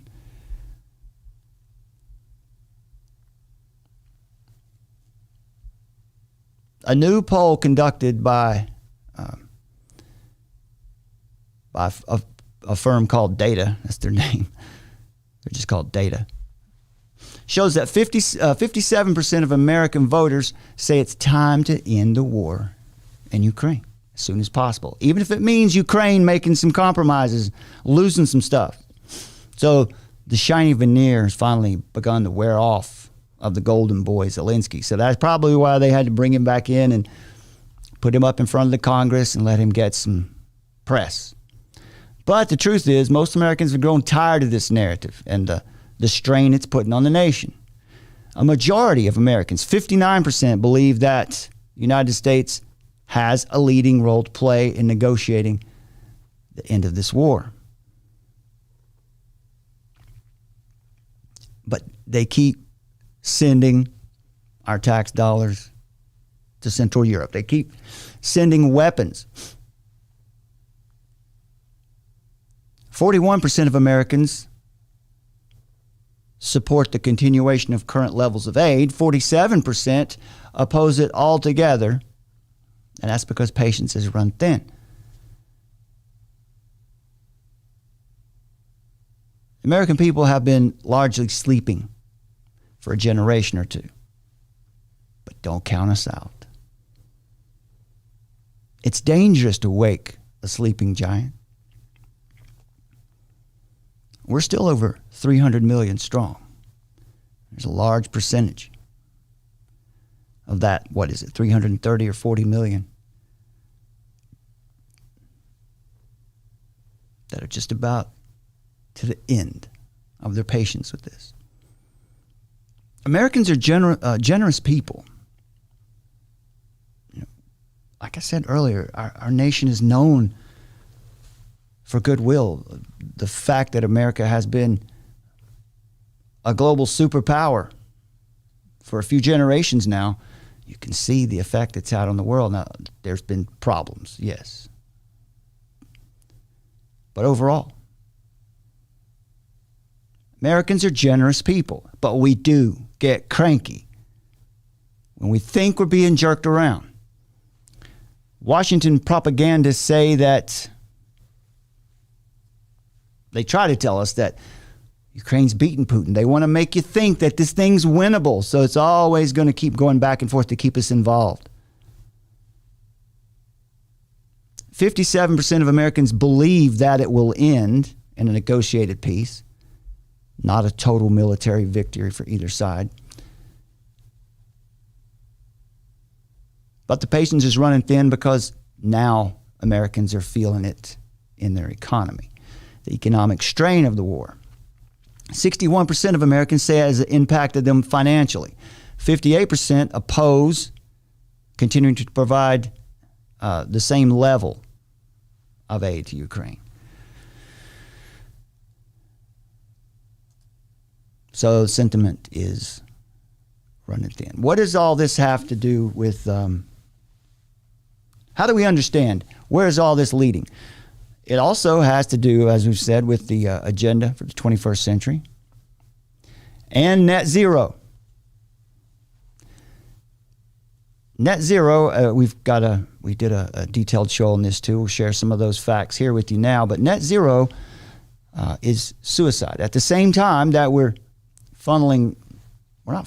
just openly handing it over, billions of dollars to Central Europe. A lot of that money is also being used to promote this net zero idea in Europe as well. Fossil fuel, my friends, is not our enemy. You hear that everywhere. But it is false. Fossil fuel is not our enemy. Fossil fuel is our friend. Alex Epstein presents in his book that we covered in our video about net zero here, he makes a fact-based, science-backed argument that the policies behind the mad push for net zero carbon are far more of a threat to mankind's existence than a changing climate is. That's right. The bureaucrats, the World Economic Forum is a far greater threat to humanity than a changing climate, even if it's caused by human activity. In fact, the answer to a cleaner climate and a flourishing and the security of 8 billion people on Earth is fossil fuels. The logical conclusion of the Net Zero Agenda 21 plan is depopulation. Alex Epstein argues that humanity requires more oil to survive, not less. That more fossil fuels are actually the answer to cleaning up the environment. If these people actually cared about the climate, if they actually cared about providing clean energy to the entire world, they'd be promoting and building nuclear power plants everywhere. But that energy's cheap. Can't fly. Nuclear power has never killed a single human being. Chernobyl was not an organic accident. That was two scientists who went a little crazy. It's not about the climate, never has been. Democratic New York Representative Alexandria Ocasio-Cortez, her chief of staff, made this revealing admission back in May. The interesting thing about, quote, the interesting thing about the Green New Deal is it wasn't originally a climate thing at all. Do you guys think of it as a climate thing? Because we really think of it as a how do you change the entire economy kind of thing. They never retracted this statement, by the way. They didn't even soften their stance. They're happy to have you know that that is the true mission because they believe it cannot fail. It was never about the climate, and it's still not about the climate. This agenda is about domination. The creation of a totalitarian world governing body and shifting humanity from the general expectation of liberty to slavery under constant surveillance. And this is achieved by methodically conditioning the masses to submission through fear and propaganda. So how are they achieving this climate change fiasco, this lie? This brings us around to the story of Blackrock and who are the other two? BlackRock and State Street and Vanguard. Vanguard. They own everything. Most people are bewildered by the global energy crisis. Before we jump to that, let me share these. This is what climate change is really about. Right? The rhetoric that you hear in the news, it's about mass behavior changes. It's to develop a new common sense. We shared last night with you the quote from Julian Huxley, where he said the goal of UNESCO was to shape a new morality. It's about using subtle techniques of engagement to persuade. Facts, these facts about the climate changing, these facts about fossil fuels, so-called facts, they're intended to be taken for granted. It's settled science, and we trust the science. In fact, climate change is a brand that they are selling. The task of climate change agencies is not to persuade by rational argument, but in effect to develop and nurture a new common sense. We need to work in a more shrewd and contemporary way using subtle techniques of engagement. The facts need to be treated as being so taken for granted that they need not be spoken. It amounts to treating climate-friendly activity as a brand that can be sold. This is, we believe, the route to mass behavior changes. That from the Institute for Public Policy Research. Now, with that foundation set, most people are bewildered by the global energy crisis, with prices for oil and gas and coal simultaneously soaring and even forcing closure of many major industrial power plants, such as chemicals, aluminum, or steel plants. The Biden administration and the European Union have insisted that all of this is because of Vladimir Adolf Hitler Putin and Russia's military actions in Ukraine. This is not the case. The energy crisis is a long-planned strategy of Western corporate and political circles, the Western hegemony. A long-planned strategy to dismantle industrial economies in the name of this dystopian green agenda. All this goes back to well before February of 2022 when Russia began its military action. This goes back to the early 70s. It goes back further than that even. But BlackRock is no ordinary investment fund. They were founded in 1988, based in New York. BlackRock is the world's largest asset manager with $7 trillion. That's 7 trillion with a T. $7 trillion under management. And that is invested in over 100 countries. So BlackRock is really like their own nation. They're like a big nation. Right? That's $7 trillion that they manage. That's more than the combined gross domestic product of Germany and France together. The man on your screen there is Larry Fink. Larry Fink is chairman, CEO, and founder of BlackRock. And under his leadership, the firm has grown into a global leader in investment and technology solutions. BlackRock's mission is to help their clients build better financial futures. This is from their website. And the firm is trusted to manage more money than any other investment company in the world. Well, prior to founding BlackRock in 1988, Mr. Fink was a member. I think it's funny that his name is Fink, but he was a member of the management committee and a managing director of the First Boston Corporation. He serves as a member of the Board of Trustees of New York University and the World Economic Forum. He's a board member there. He's a co-chairman of the NYU Langone Medical Center Board of Trustees. In addition, he serves on the boards of the Museum of Modern Art, the Council on Foreign Relations, and the International Rescue Committee.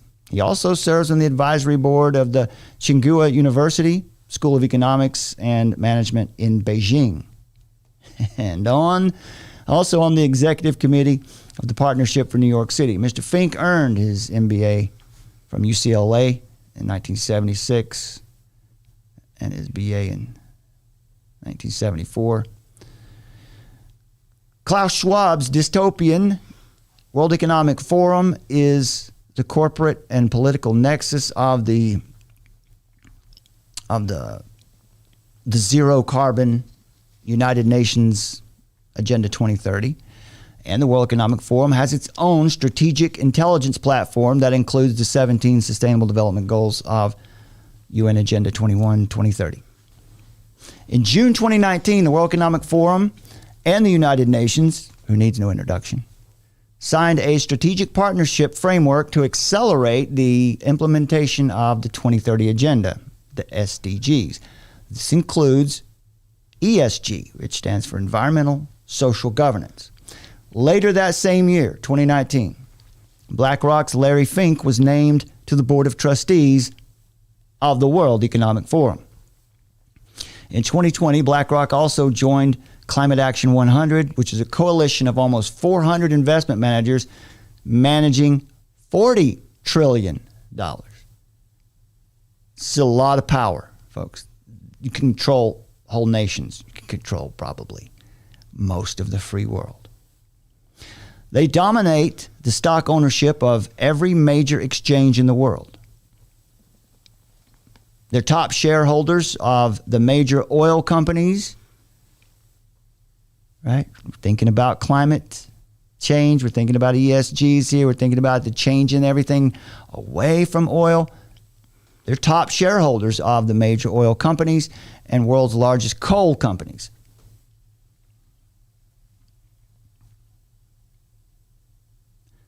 Now, in January of 2020, on the eve of the economically and socially devastating COVID lockdowns, the CEO of the world's largest investment fund, this guy, Fink, of BlackRock, issued a letter to Wall Street colleagues and corporate CEOs on the future of investment flows. And in the document, modestly titled, A Fundamental Reshaping of Finance, Fink announced a radical departure for corporate investment. He said that from now on, money would go green. In that letter, he declared, in the near future and sooner than most, anticipate there will be a significant reallocation of capital, money. Climate risk is investment risk. He said every government, company, and shareholder must confront climate change. And they're going to make sure they do it. In a different letter, to BlackRock investor clients, Fink delivered this new agenda for capital investing. He declared that BlackRock will exit certain high carbon investments such as coal, the largest source of electricity for the United States and many other countries. You see where this is headed. More squeezing. He added that BlackRock would screen new investments to determine their adherence to the UN Agenda 2030 sustainability. So what he's done is he made clear that the world's largest fund would begin to disinvest in oil, gas, and coal. He said climate change has become a defining factor in companies' long-term prospects. We're on the edge of a fundamental reshaping of finance. From that point on, the so-called ESG investing, which essentially means that unless you have a nice high score that shows that you're doing all the right things to protect the environment, to be inclusive, do you have enough homosexuals on your board? Do you have enough women on your board? Things like that. And if you're a company that emits carbon dioxide, like ExxonMobil, you're going to be penalized. You might not even be allowed to do business. And this has become the fashion now among hedge funds and Wall Street banks and investment funds, including State Street, Vanguard, and BlackRock. This man was even able to get board members in ExxonMobil committed to ending the company's oil and gas business. We're talking about Exxon. They're an oil and gas business. He was able to convince some of the board members, 4 of them, 4 of the new ones, that they should just end that business altogether. These people listen to him. And that's because they have tremendous power. In January of 2020, Fink's letter was, he wrote a letter as a declaration of war. It was a declaration of war by big finance against the conventional energy industry. Therefore, in essence, it's a declared war on the United States. Now, BlackRock was a founding member on the Task Force on Climate-Related Financial Disclosures, the TCFD. That'll become important in just a moment. And BlackRock is a signatory on the UNPRI, that's the Principles for Responsible Investing. These are the people who control who does business internationally, who can do business in what sector can you survive. These people control that. The PRI is a United Nations supported network of investors pushing the zero carbon, the net zero investing, using the highly corrupt ESG criteria. Once again, ESG is environmental, social, and governance factors. They use that to determine who they're going to allow. Here's the big problem, folks, and we're going to kick it over to Summer in just a moment here. The big problem is there is no way to know. There's no objective control over the data that is used for people to get for companies and corporations to get their ESG score. There's no objective control over the fake data for a company's ESG score. In other words, whoever has the power can just decide. They can just decide who gets to do business. So Larry Fink, with his letters and his proclamations and declarations, set in motion a colossal disinvestment in the trillion-dollar global oil and gas sector. In 2019, BlackRock also signed the Vatican Statement advocating carbon pricing regimes.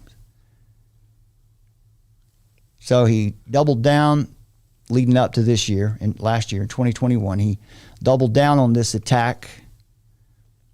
He said, quote, given how central the energy transition will be to every company's growth prospects, we're asking companies to disclose a plan for how their business model will be compatible with a net zero economy. I've already told you, net zero is suicide. It's going to kill. Word. Go ahead. You said the word. Oh, boy. Oh, boy, I said the word. Yeah. Well, Fink wrote another BlackRock officer told a recent energy conference, quote, "Where Blackrock goes, others will follow," because they'll have to. So in just 2 years, by the year 2022, an estimated $1 trillion has already exited investment in oil and gas exploration and development globally. Oil extraction is an expensive business, and cutoff of external investment by BlackRock and other Wall Street investors spells the slow death of the industry.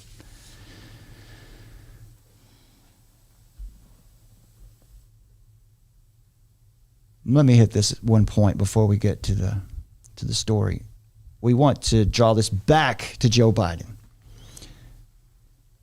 December 2019, during Joe Biden's long, strange trip of a presidential campaign, Biden had a closed-door meeting with this guy right here, with Larry Fink. And after this fateful meeting, Biden announced, we're going to get rid of fossil fuels. In December of 2020, even before Biden was inaugurated, he named BlackRock Global Head of Sustainable Investing Brian Deese to be assistant to the president and director of the National Economic Council. And in this capacity, Deese, who played a key role for Obama in drafting the Paris Climate Agreement in 2015, has quietly shaped the Biden war on energy. This has been catastrophic for the oil and gas industry. As we can all easily see, this is not about science at all. It's not about the climate or climate science or fossil fuels, really. Fink's man Deese, gave the new President Biden a list of anti-oil measures to sign by executive order, and Biden did it on day one in office, including one of the first executive orders Biden signed was to close the huge Keystone XL oil pipeline, and that stopped 830,000 barrels per day that came into the United States. Biden also rejoined the United States to the Paris Climate Accord, and that Fink's man Deese had negotiated for Obama in 2015. That is the deal that Donald Trump canceled when he was in office. Deese brought it in under Obama. Trump canceled it when he was in office, and Deese brought it back under Biden. That same day, Biden began the so-called social cost of carbon campaign or policy that imposes a punitive $51 per ton of carbon dioxide on the oil and gas industry. $51 per ton that you produce, that you're responsible for producing. That just shuts them down. That one move, established under purely executive branch authority without the consent of Congress, has devastated the oil and gas industry in the United States. Just 2 years earlier, the U.S. was the world's largest oil producer. No more. Even worse, Biden's awful and clearly orchestrated takedown of the United States. Biden, in a sense, as a sitting president, has, in a sense, imposed sanctions on his own country via these destructive environmental rules. Nothing like this has ever been done. And he did it through these destructive environmental rules, and of course BlackRock involved with their ESG investing mandates. This is all killing the United States oil and gas industry. And that, my friends, the United States oil and gas industry, that is what the dollar depends on. It's the petrodollar. Let's just call it what it is. That's why the dollar is the currency of choice, the exchange currency around the world. Its days are numbered. Yeah, that's number two.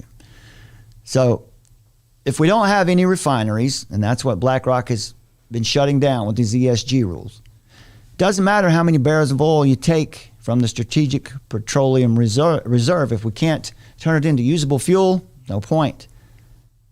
In the first 2 years of Biden's presidency, the United States has shut down some 1 million barrels per day of gasoline and diesel refining capacity.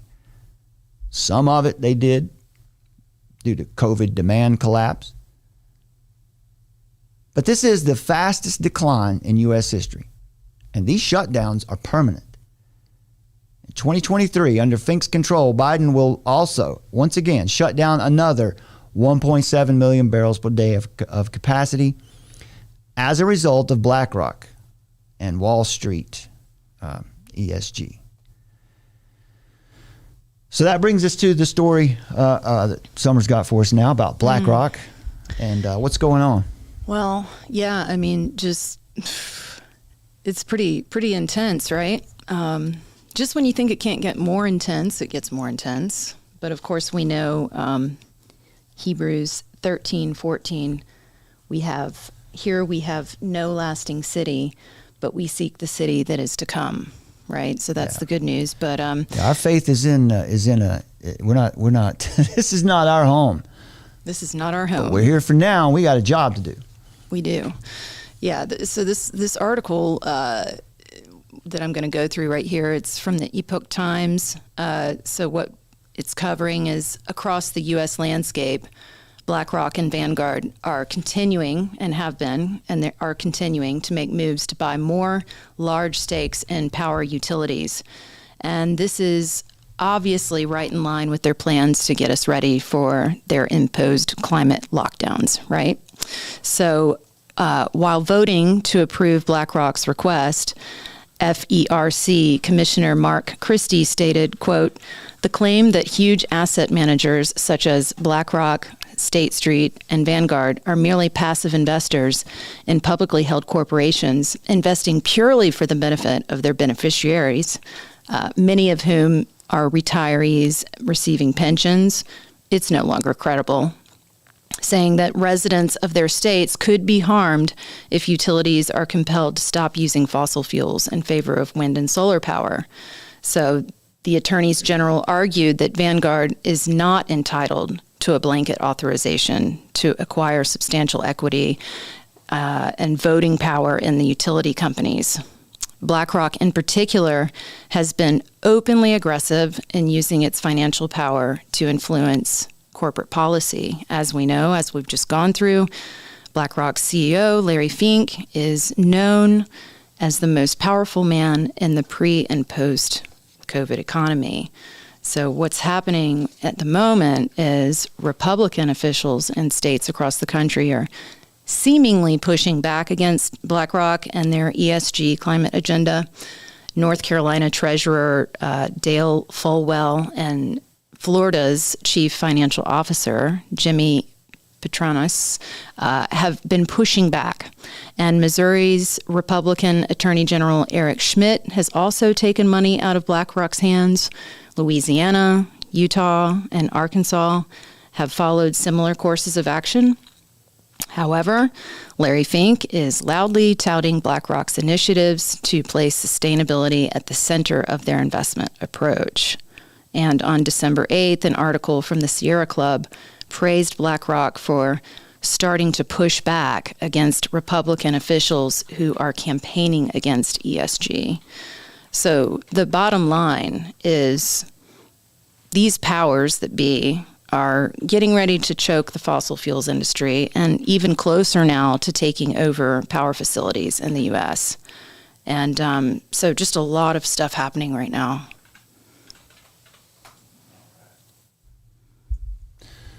All right, and here's an article from the Federalist. They're claiming here that BlackRock has almost $10 trillion under management. Saying that it's called passive investing. It means the money is invested in indexes of stocks, no stock by stock selections. They manage money for large institutions and pensions. Just about everyone hearing this message knows someone who has money directly or indirectly in a BlackRock account. They're that big. It has immense power over companies whose shares it holds and through them have power over the American economy. They could shut us down. They could stop us. This is because even though BlackRock is not the ultimate owner of the shares it manages, it can vote those shares on behalf of its clients. It has tremendous voting power, and that enables BlackRock to exert extraordinary influence over corporate management and policy. Those corporations are themselves often behemoths like Exxon and Microsoft. Moreover, BlackRock functions as an intensely, oligopolistic oligarchy. They control things by wealth. Only 3 other asset managers, Fidelity, Vanguard, and State Street, even come close to comparing with it in size and heft, and it is the biggest of them all.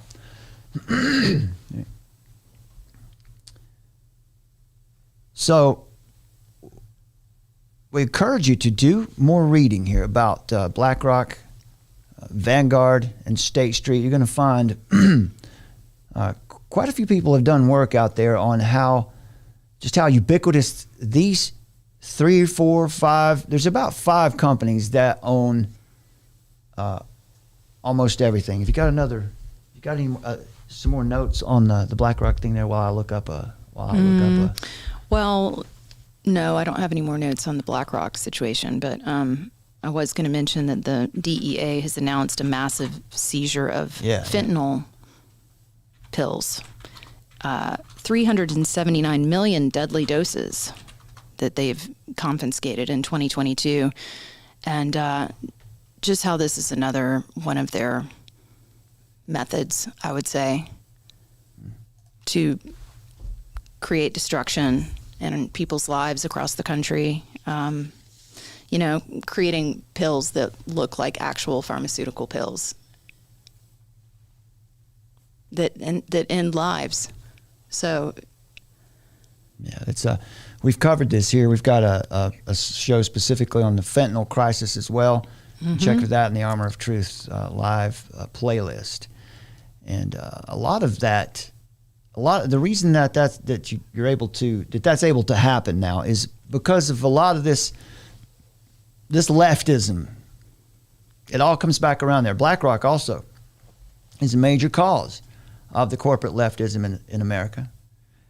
It uses its power to push for left-wing political priorities, such as ESG. Back in the third quarter of 2021 alone, BlackRock opposed the re-election of 800 company directors. This is how they wield their power. Just one example, because of BlackRock's leverage, a big American oil company, Exxon, is considering dropping several drilling projects. In fact, you heard earlier, they might get out of oil and gas altogether. So here's the reason we brought this up is because it's important to understand what we're up against here. And it's lies. It's lies. This is another way for a few of the most wealthy people, corporations, to get control of the world. And now the central bankers have come in on the act. In recent months, the world's leading central bankers have come out declaring climate change, surprisingly, as a key part of the central bank core responsibilities. Forgetting any issues like inflation or the stability of the currency, no one bothers to explain why or quite how it's going to work, which is even more troubling because there's some other plan that we don't see. It's probably, most likely, the implementation of digital currency, these central bank digital currencies, CBDCs. Yeah, they've been doing all the testing for the digital currencies right now in all countries around the world. Did it in New York, too, a few months ago, or a few weeks ago, I think, this fall. Mm-hmm. Maybe the most outspoken and active central banker on climate change is outgoing Bank of England head Mike Carney and Davos trustee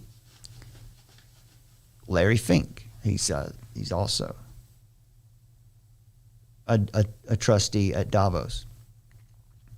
Carney, who will serve as a global warming advisor to Boris Johnson, or who has in England, who did, told BBC that if you add up the policies of all companies out there, they are consistent with warming of 3.7, 3.8 degrees Celsius. That's a lie. That's a lie. I could share some stats with you. Over the last 100 years, the average temperature in the planet has increased about 1 degree Celsius. And this once again, it's the fear. It's fear that's controlled by fear. But he went on to claim that scientists say the risks associated with an increase of 4 degrees Celsius include a 9-meter rise in sea levels affecting up to 760 million people, searing heat waves and droughts, and serious food supply problems. Scary, scary, scary stuff. If it were only true. But they can make it look like it's true. Plausible deniability. Indeed. Yeah. Back in 2015, Davos board member Carney, as chairman of the Bank for International Settlements, Financial Stability Board, created the Task Force on Climate-Related Financial Disclosure to advise investors, lenders, and insurance about climate-related risks. This is just how they get control of all commerce and all currency. What's becoming clear is that the latest global push for dramatic climate action is more about justifying a major reorganization of the global economy. That to a far less efficient energy mode, right? These wind and these sustainable energy, they're not the answer. More people will die if that was forced on us. It implies a drastic lowering of global living standards. In 2010, the head of Working Group 3 of the United Nations Intergovernmental Panel on Climate Change, Dr. Otmar Edenhofer, told an interviewer, quote, "One must say clearly that we redistribute de facto the world's wealth by climate policy." Let me say that again since I stumbled.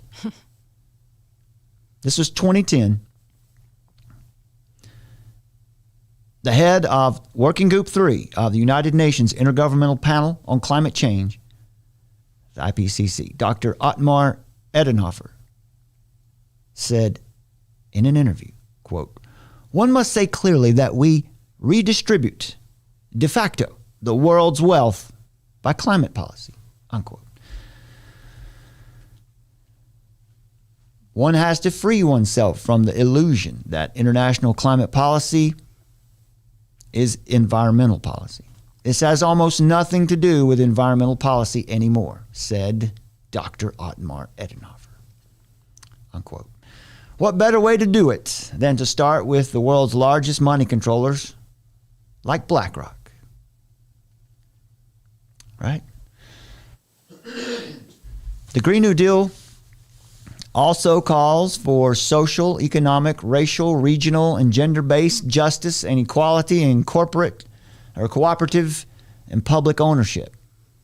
The main proposals of the Green New Deal, or whatever they're calling it today, aim to get the United States entirely off fossil fuels within 10 years, maybe sooner than that if Fink has his way here. Provide universal health care, universal basic income programs, and job guarantees, absolutely none of which are the responsibility of the government in the first place. In a free market governed by a constitutional republic, all of these are the domain of the people and their ingenuity. Of course, they're not only vying to reset the entire economy, they're also working like mad to reset the government, to burn it down and erect a massive golden image called equality that every person must bow down to or be thrown into the fiery furnace of ridicule, shame, isolation, prison, and eventually death if you don't worship that idol. That's where this leads. It's, after all, an apocalyptic religion that they have, where only the elect or the socially approved are fit for the new order. Transitioning to clean, renewable, and zero-emission energy sources within 10 years, that's only one of the goals, would cost well in excess of $5 trillion, according to reliable estimates. Well, where's that coming from? In its entirety, the Green New Deal would cost about $93 trillion over a decade, over 10 years. 93 trillion. There's no way to even conceive of that kind of money. Is there that much money in circulation in the world? What do you think the U.S. would look like if they actually succeeded at siphoning nearly $100 trillion into their climate religion? Now that is a prosperity gospel. And the U.S. is that little old lady in Alabama who sent her life savings into AOC. What's worse, the climate agenda is an existential threat, not the climate change. The climate agenda is an existential threat to humanity, and that it will certainly reduce the quality of life of people all over the planet, except for those who are in charge of its policies. Or does it tell you that Obama has bought all this property up in around Nantucket, I guess it is. It's right there. That's on the ocean. Is he worried about the sea rising? Today, we present the facts and information for those who love the truth and seek to learn how to live in a world hostile to God and his people. The technology and infrastructure for fossil fuels are highly efficient. So phasing them out requires solar infrastructure to be accessible and convenient. Renewable energy sources also produce inconsistent amounts of power that vary by the season and the weather, which makes it more difficult to implement at the scale needed, and requires additional energy sources to guarantee enough power is produced at any particular point. The reasonable solution is to keep government out and to pursue mixed energies.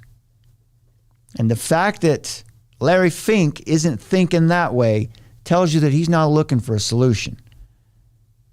He's looking for power.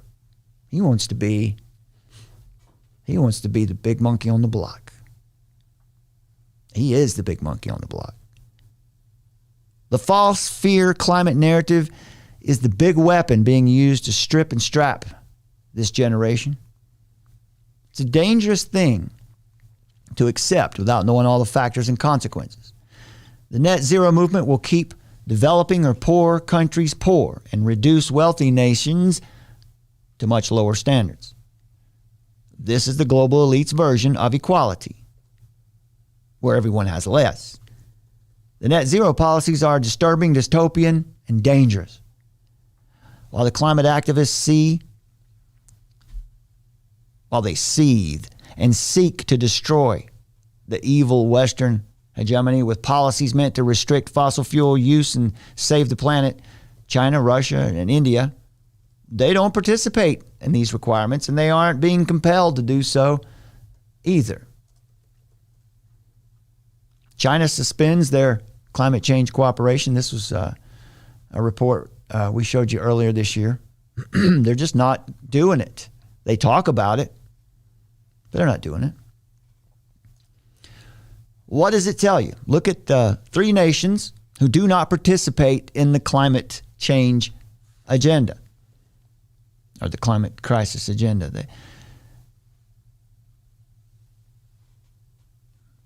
While the proselytizers are strangely quiet about China and India not being held to the same standard. Look at the population up there. If you were really serious about,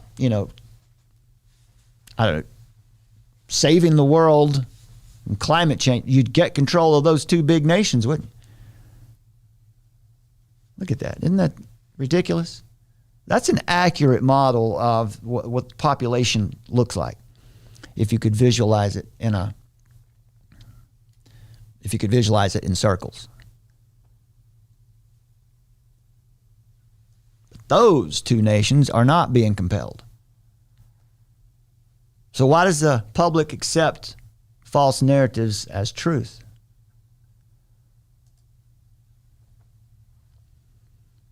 The narrative in modern times is hyper real.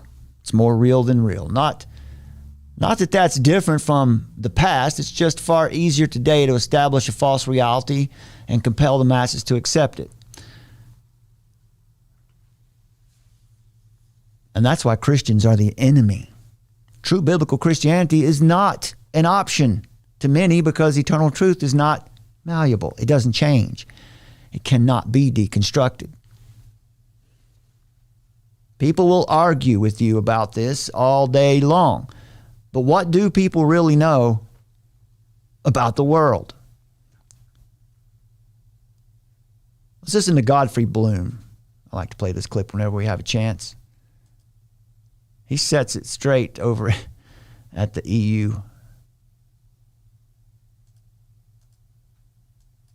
Well, Mr. President, I take the opportunity of wishing the East European cities well in the coming of the very early skiing season, and snow and ice that's come there, what of course is indicative of the fact that, as independent science has now confirmed, that the globe is actually cooling and has been cooling since 2002, broadly flat since 1998. So we're all talking about something here which isn't happening. I've heard time and time again members here talk of CO2 as a pollutant. A pollutant is a life-giving natural gas. It gives me the impression that some of our members haven't had the benefit of a formal education. Isn't this really just about the state being able to get its hand in ordinary people's trouser pocket to steal yet more tax from them? Isn't this all about political control? Isn't all this about politics and big business? The whole thing's a sham. This bogus hypothesis, this ridiculous nonsense that man-made CO2 is causing global warming. Enough, please, before we damage irrevocably the global economy. Of course, that's the whole point, to damage irrevocably the world economy, because it's a great reset. What do people really know about the world? CO2 makes up about 0.04% of the Earth's atmosphere. Those in power wanted to lower CO2. What would be the result of that? Why are they so focused on this? You go on and on all day about, arguing back and forth. Is it dangerous? Is it not? But we don't trust the people who are telling us about it. They lie about everything. But what do people really know about the world? Here's a little insight into that. People don't know much. People think they know stuff, but they only know what the media has told them. Highlights from the first UK survey regarding ignorance of global trends, a preliminary summary by Hans Rosling of the Gapminder Foundation. The Ignorance Project was started to measure what people know and don't know about major global trends. So we're going to show you now how some of these surveys turned out. These are percent answers for each response alternative in 7 multiple choice questions. We're going to show you 2 of them from all respondents and those of the group who reported having a university degree. So we're going to focus here on college-educated individuals. Question 4 was, the results show that just 10% are aware that the United Nations' first Millennium Development Goal to have the world poverty rate has already been met, even before the target year of 2015. More than half of the people surveyed, including these college-educated individuals, more than half think the poverty rate has increased. Why would they think that? Why would people just automatically think that poverty rate has increased? Because population's increasing. That makes it's harder when more people. It's not. It's not. It's just a lie. What percentage of the world's energy comes from solar and wind power? Here's a question.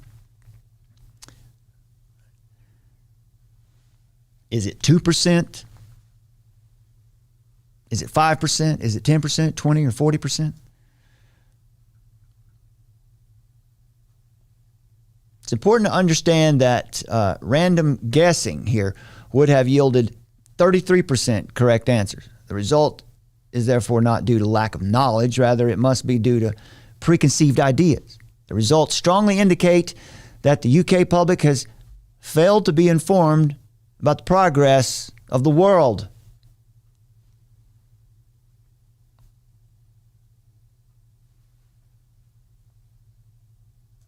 There we go. There's the poverty survey. In the last 30 years, worldwide extreme poverty has what? What has it done? Has it increased, remained the same, or decreased? 12% responded that it has decreased. That's what it's done. We just shared that with you earlier. It's dropped drastically. Why is it that people don't believe?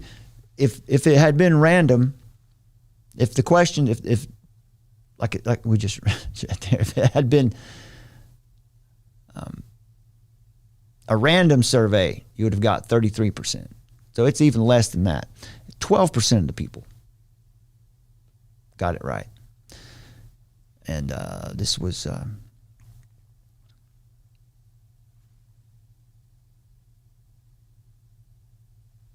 college educated people. Overall, the results showed that only 10% were aware that the United Nations First Millennium Development Goal to have the world poverty rate has already been met. Question 5 here was the one I showed first. About renewable energy. What percentage of the world's energy comes from solar and wind power? What do you think it is?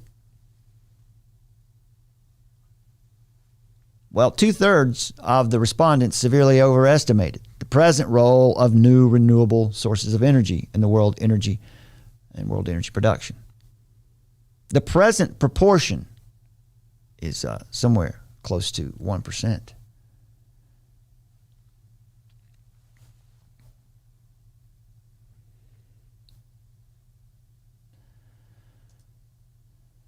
Are we going to run out?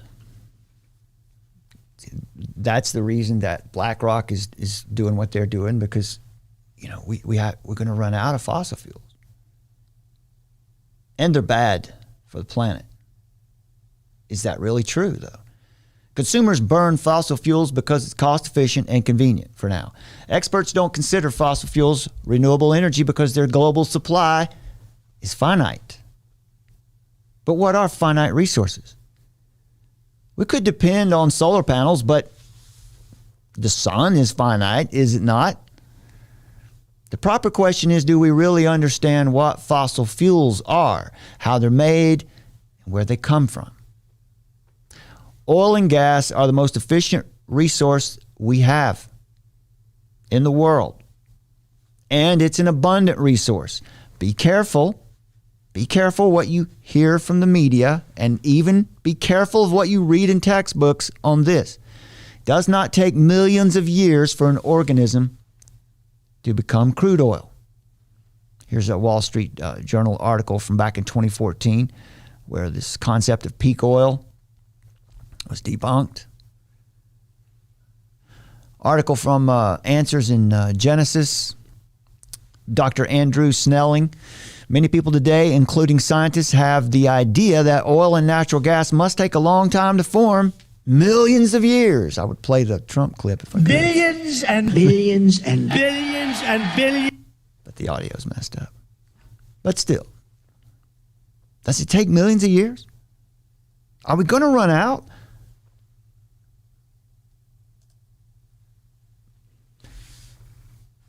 A strong mental bias generated by the prevailing evolutionary mindset of the scientific community is the reason why people think we're going to run out. However, laboratory research has shown that petroleum hydrocarbons, that means oil and gas, can be made in short time spans. Laboratory experiments that have generated petroleum in much less time than several million years. In the 1970s and 80s, research experiments were performed on a significant percentage of oil shale, showing that it had been converted to paraffinic crude oil in a short amount of time. Not only was the generation of the oil complete, it was all the way converted, but it was sufficient to produce gas as well. This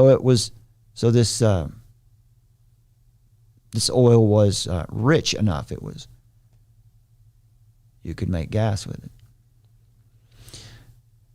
So we covered this in great detail. We're going to skip these details. We invite you to go watch Armor of Truth Live number 199. Armor of Truth Live number 199 for all of these details. More details on why you don't have to worry about oil running out. It's all a lie. The research went on to say that the process of the highest grade oil and gas formation doesn't require vast amounts of time. Times of several years are sufficient for the generation of oil and gas from suitable precursors. Here's a New York Times article from 1982.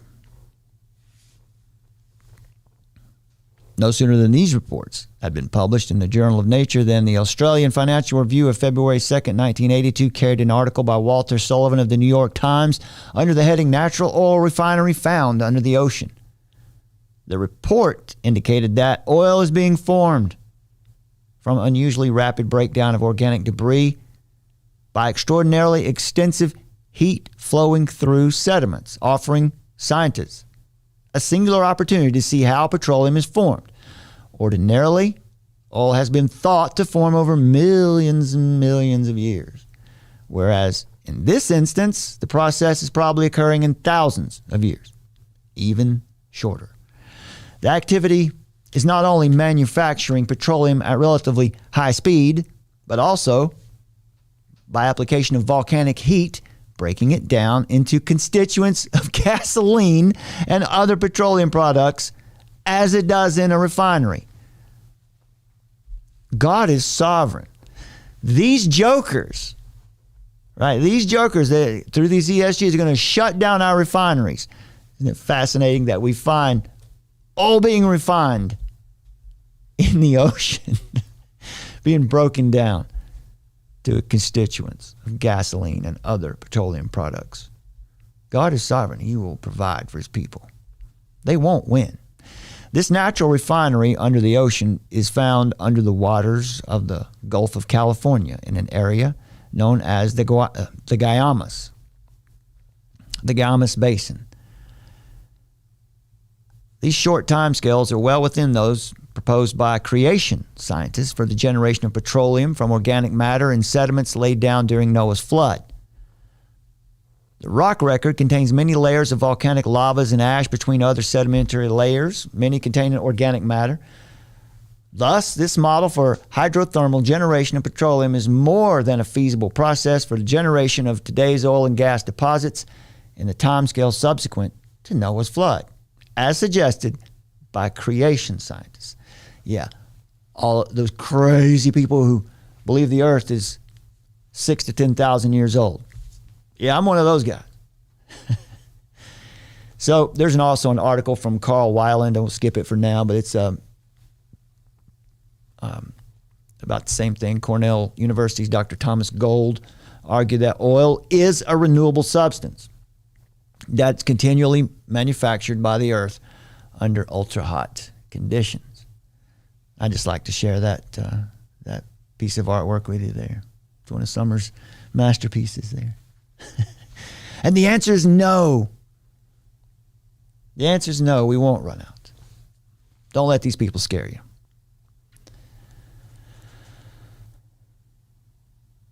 Keep this in mind. We haven't touched anywhere near all of the planet. We've yet to interact directly with approximately 60 to 70% of the earth that lies beneath the oceans. These people they think they can tell us that the climate's changing. The temperature's rising. They don't know anything. Let me just rephrase that. They do know a lot.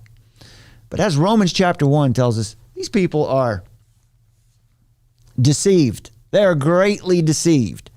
They cannot reason all the way to the truth. And in fact, their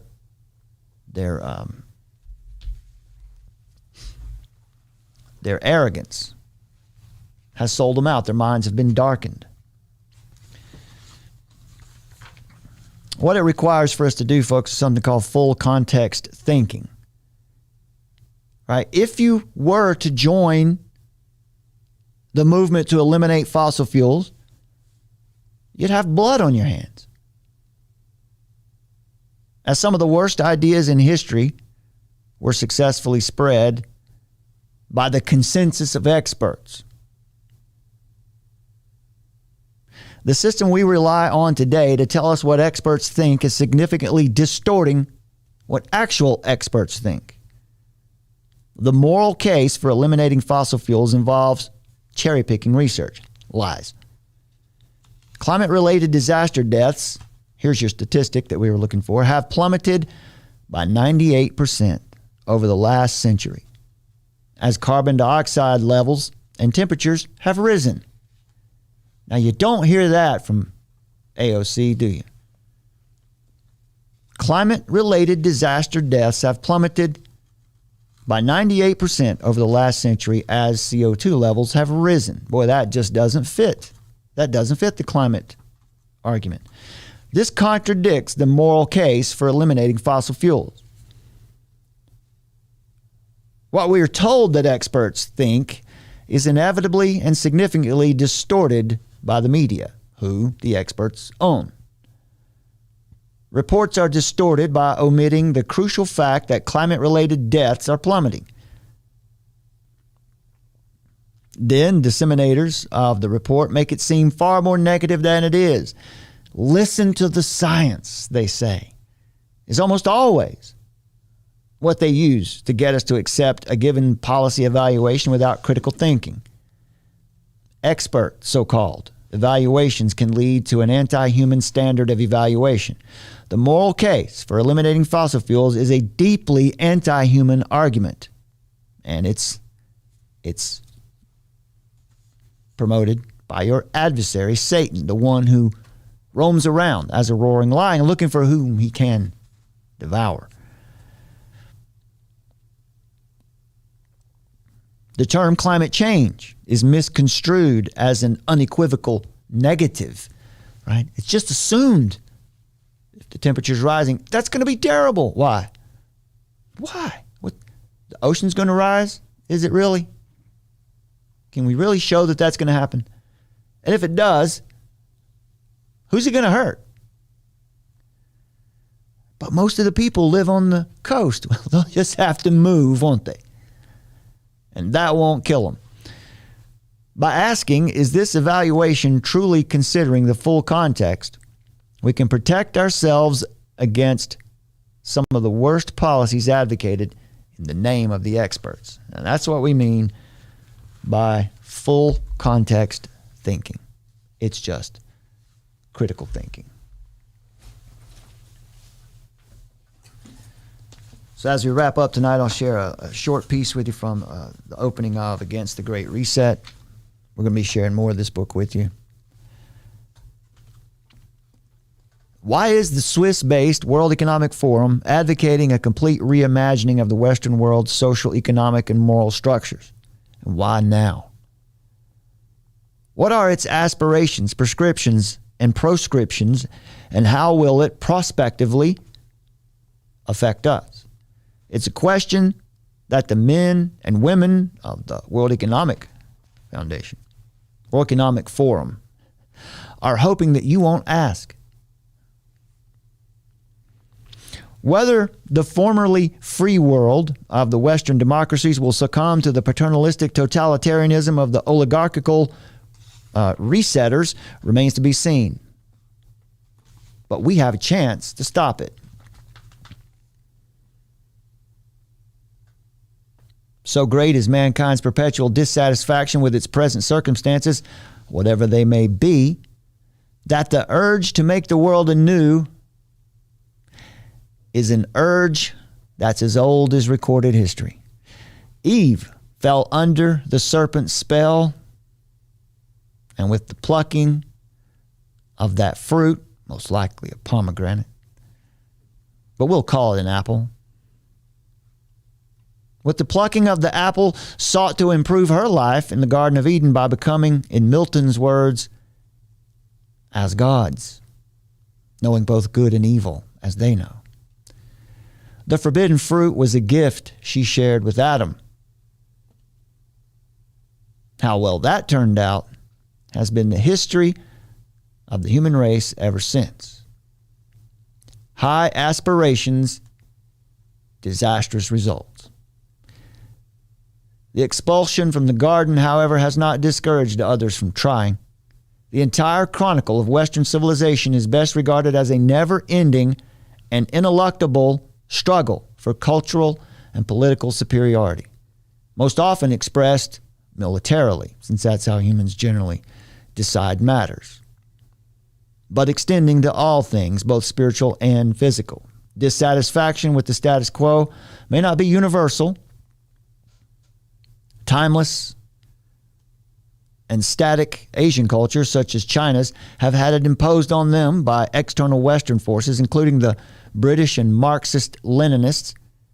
But it has been a hallmark of the West and its steady civilizational churn that dates back at least to Homer, Plato, Herodotus, Pericles, and Alexander the Great, with whom Western history properly begins. Friedrich Nietzsche, essaying the inelegant koine or demotic, the Greek of the New Testament, and Beyond Good and Evil, observed, I'm not going to read that. He said it's a particular refinement that God learned Greek when he wanted to become a writer, and that he didn't learn it better. Nietzsche, the preacher's son, who became, through sheer willpower, a dedicated atheist, dying of madness.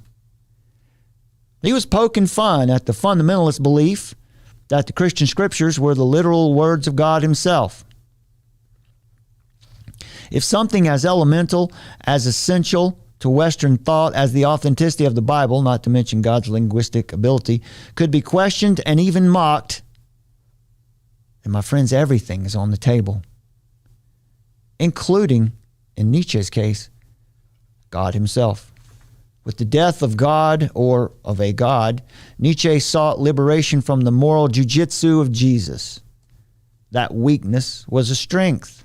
That victimhood was noble. That renunciation of love, sex, power, ambition was the highest form of attainment. That Nietzsche's rejection of God was accompanied by his rejection of Richard Wagner, whose music dramas are based on the moral elevation of rejection, is not coincidental. The great figures of the 19th century, including Darwin and Marx, all born within a few years of each other, were not only revolutionaries, but embodied within themselves antithetical forces that somehow evolved into great Hegelian syntheses of human striving with which we still grapple today. It's fitting that the Great Reset of Capitalism is the brainchild of the World Economic Forum, which hosts an annual conference in the Alpine village of Davos, the site of the tuberculosis sanatorium, to which the naif Hans Castorp reports at the beginning of Thomas Mann's masterpiece, The Magic Mountain. Planning to visit a sick cousin for 3 weeks, he ends up staying for 7 years. So-called progressing from healthy individual to patient himself. As his perception of time slows and nearly stops, Castorp's personal purgatory ends only when he rouses himself to leave. Upon the outbreak of World War I, in which we assume he will meet death, random and senseless, that he has been so studiously avoiding, yet simultaneously courting at the Berghof. Central Europe is where the internal contradictions of Western civilization are both born, and like Martin Luther at Eisleben, go home to die. And this is where the latest synthetic attempt to replace God with his conqueror, man, has emerged. In the village of Davos, in the canton of Graubünden, Switzerland, the site of the annual meeting of the World Economic Forum, led by the German-born engineer and economist Klaus Schwab, born in Ravensburg in 1938, the year before Hitler and Stalin began carving up Poland and the Baltics. But carving up things is so last century. Hitler may have proclaimed the New World Order back in 1941, with all New Europa at his feet, a phrase and sentiment echoed by George Herbert Walker Bush's inarticulation of the same concept just short of half a century later. But today's benevolent progressives, the bastard offspring of Miss Jellyby and Sir Oswald Mosley via the British royal family, Prince Charles, a title without a job, is of course fully on board with the reset. With contributing DNA from Rousseau, Marx, Saul Alinsky, who we've covered tonight. Well, they have bigger fish to fry, don't they? In an age of atheism and disbelief, note the religious fervor of neo and cultural Marxism and the messianic quality of Schwab's anti-humanistic Great Reset.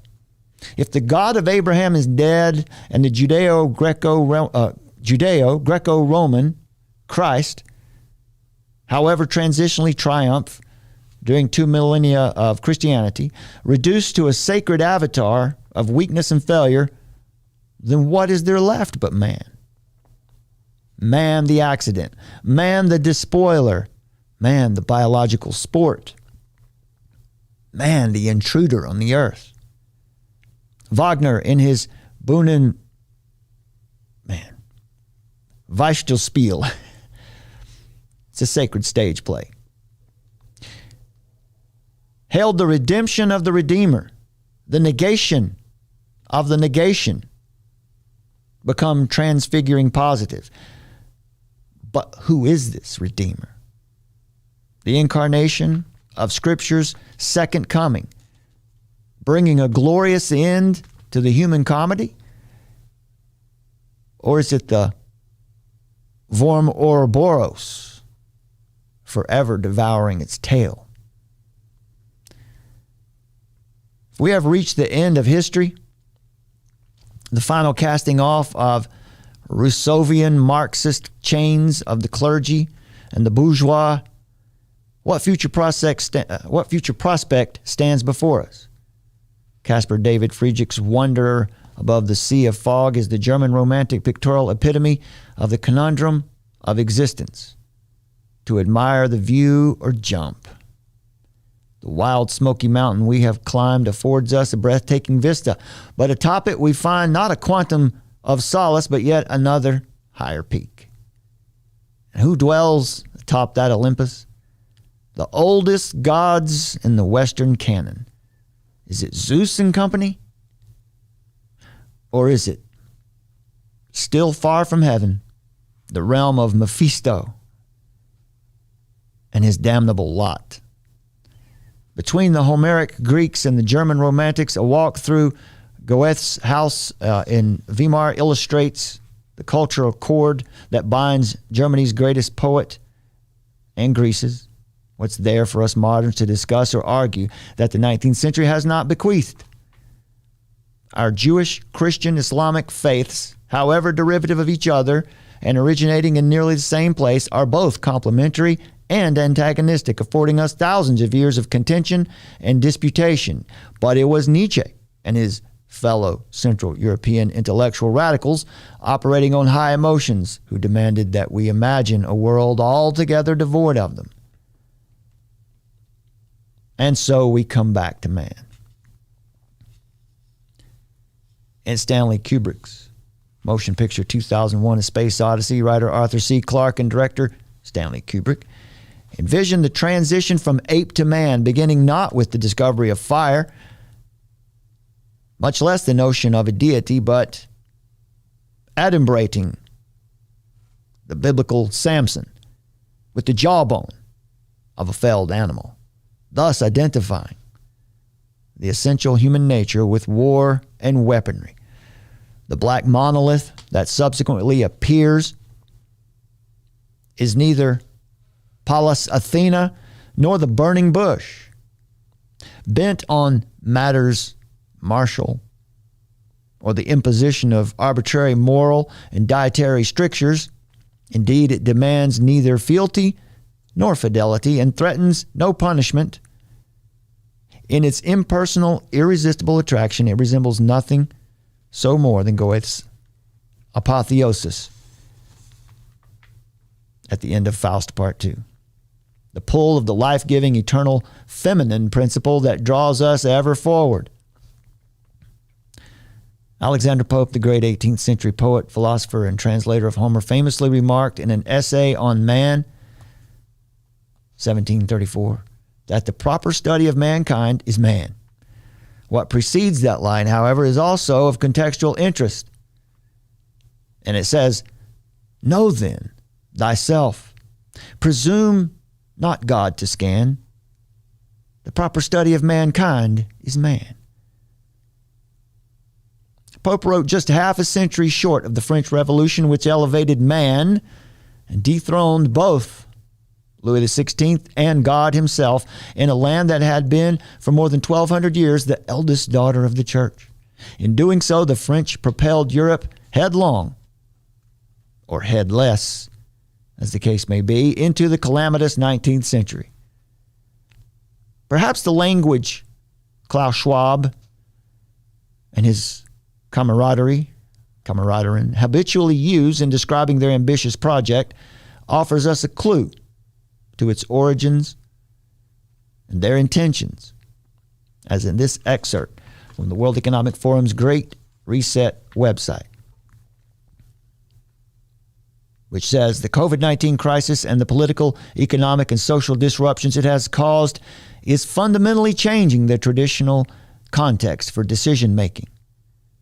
The inconsistencies and inadequacies and contradictions of multiple systems, from health and financial to energy and education, are more exposed than ever amidst the global context of concern for lives, livelihoods, and the planet.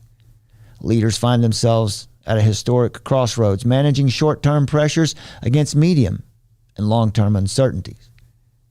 As we enter a unique window of opportunity to shape the recovery, this initiative will offer insights to help inform all those determining the future state of global relations, the direction of national economies, the priorities of societies, the nature of business models, and the management of global commons. Drawing from the vision and vast expertise of the leaders engaged across the forum's communities, the Great Reset Initiative has a set of dimensions to build a new social contract that honors the dignity of every human being.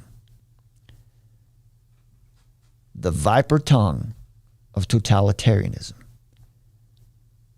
is most often bathed in palliatives before it strikes.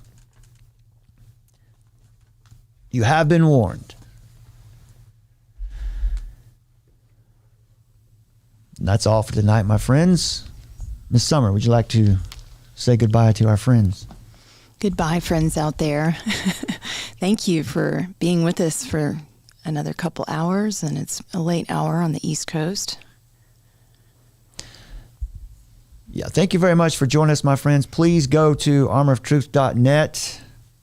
We've got the Gospel of Harari. Summer's got that article up there featured at the moment. Scroll down to the Culture Vault and see all of the collection of articles, most of them you've seen right here on this show. And please, if you can help support this work to keep us on the air. Who knows how long we'll be allowed to be here on YouTube, but as long as we're funded, we will keep coming to you in some form, somewhere. And that's what we're looking forward to in 2023, is making ourselves available to you, not off the platform, but we want to be able to communicate with you in other ways than this platform. So we've got some exciting things planned for 2023. If you'd like to help us with that, if you'd like to help fund that and become a partner with us, please check out those links in the description below this video and at armoroftruth.net on the donate tab. We need you. This is crowdfunded. We don't have sponsors. We have you.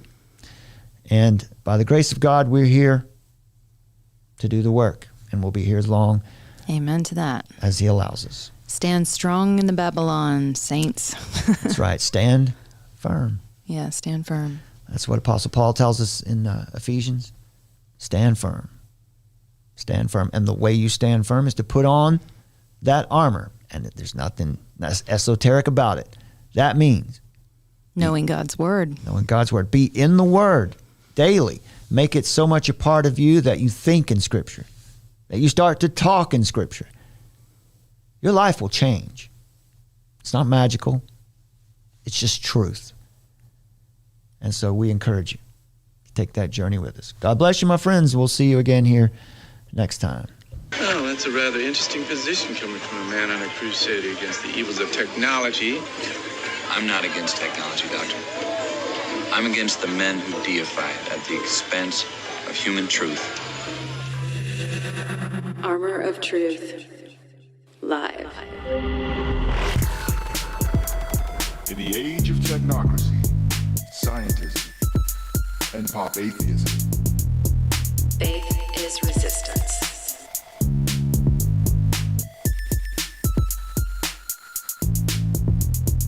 Nietzsche, of course, announced the death of God and called for the birth of the Übermensch, the Superman, who would take humanity to new heights and to create a new world order. Find us at the Armor of Truth YouTube channel and log on. armoroftruth.net.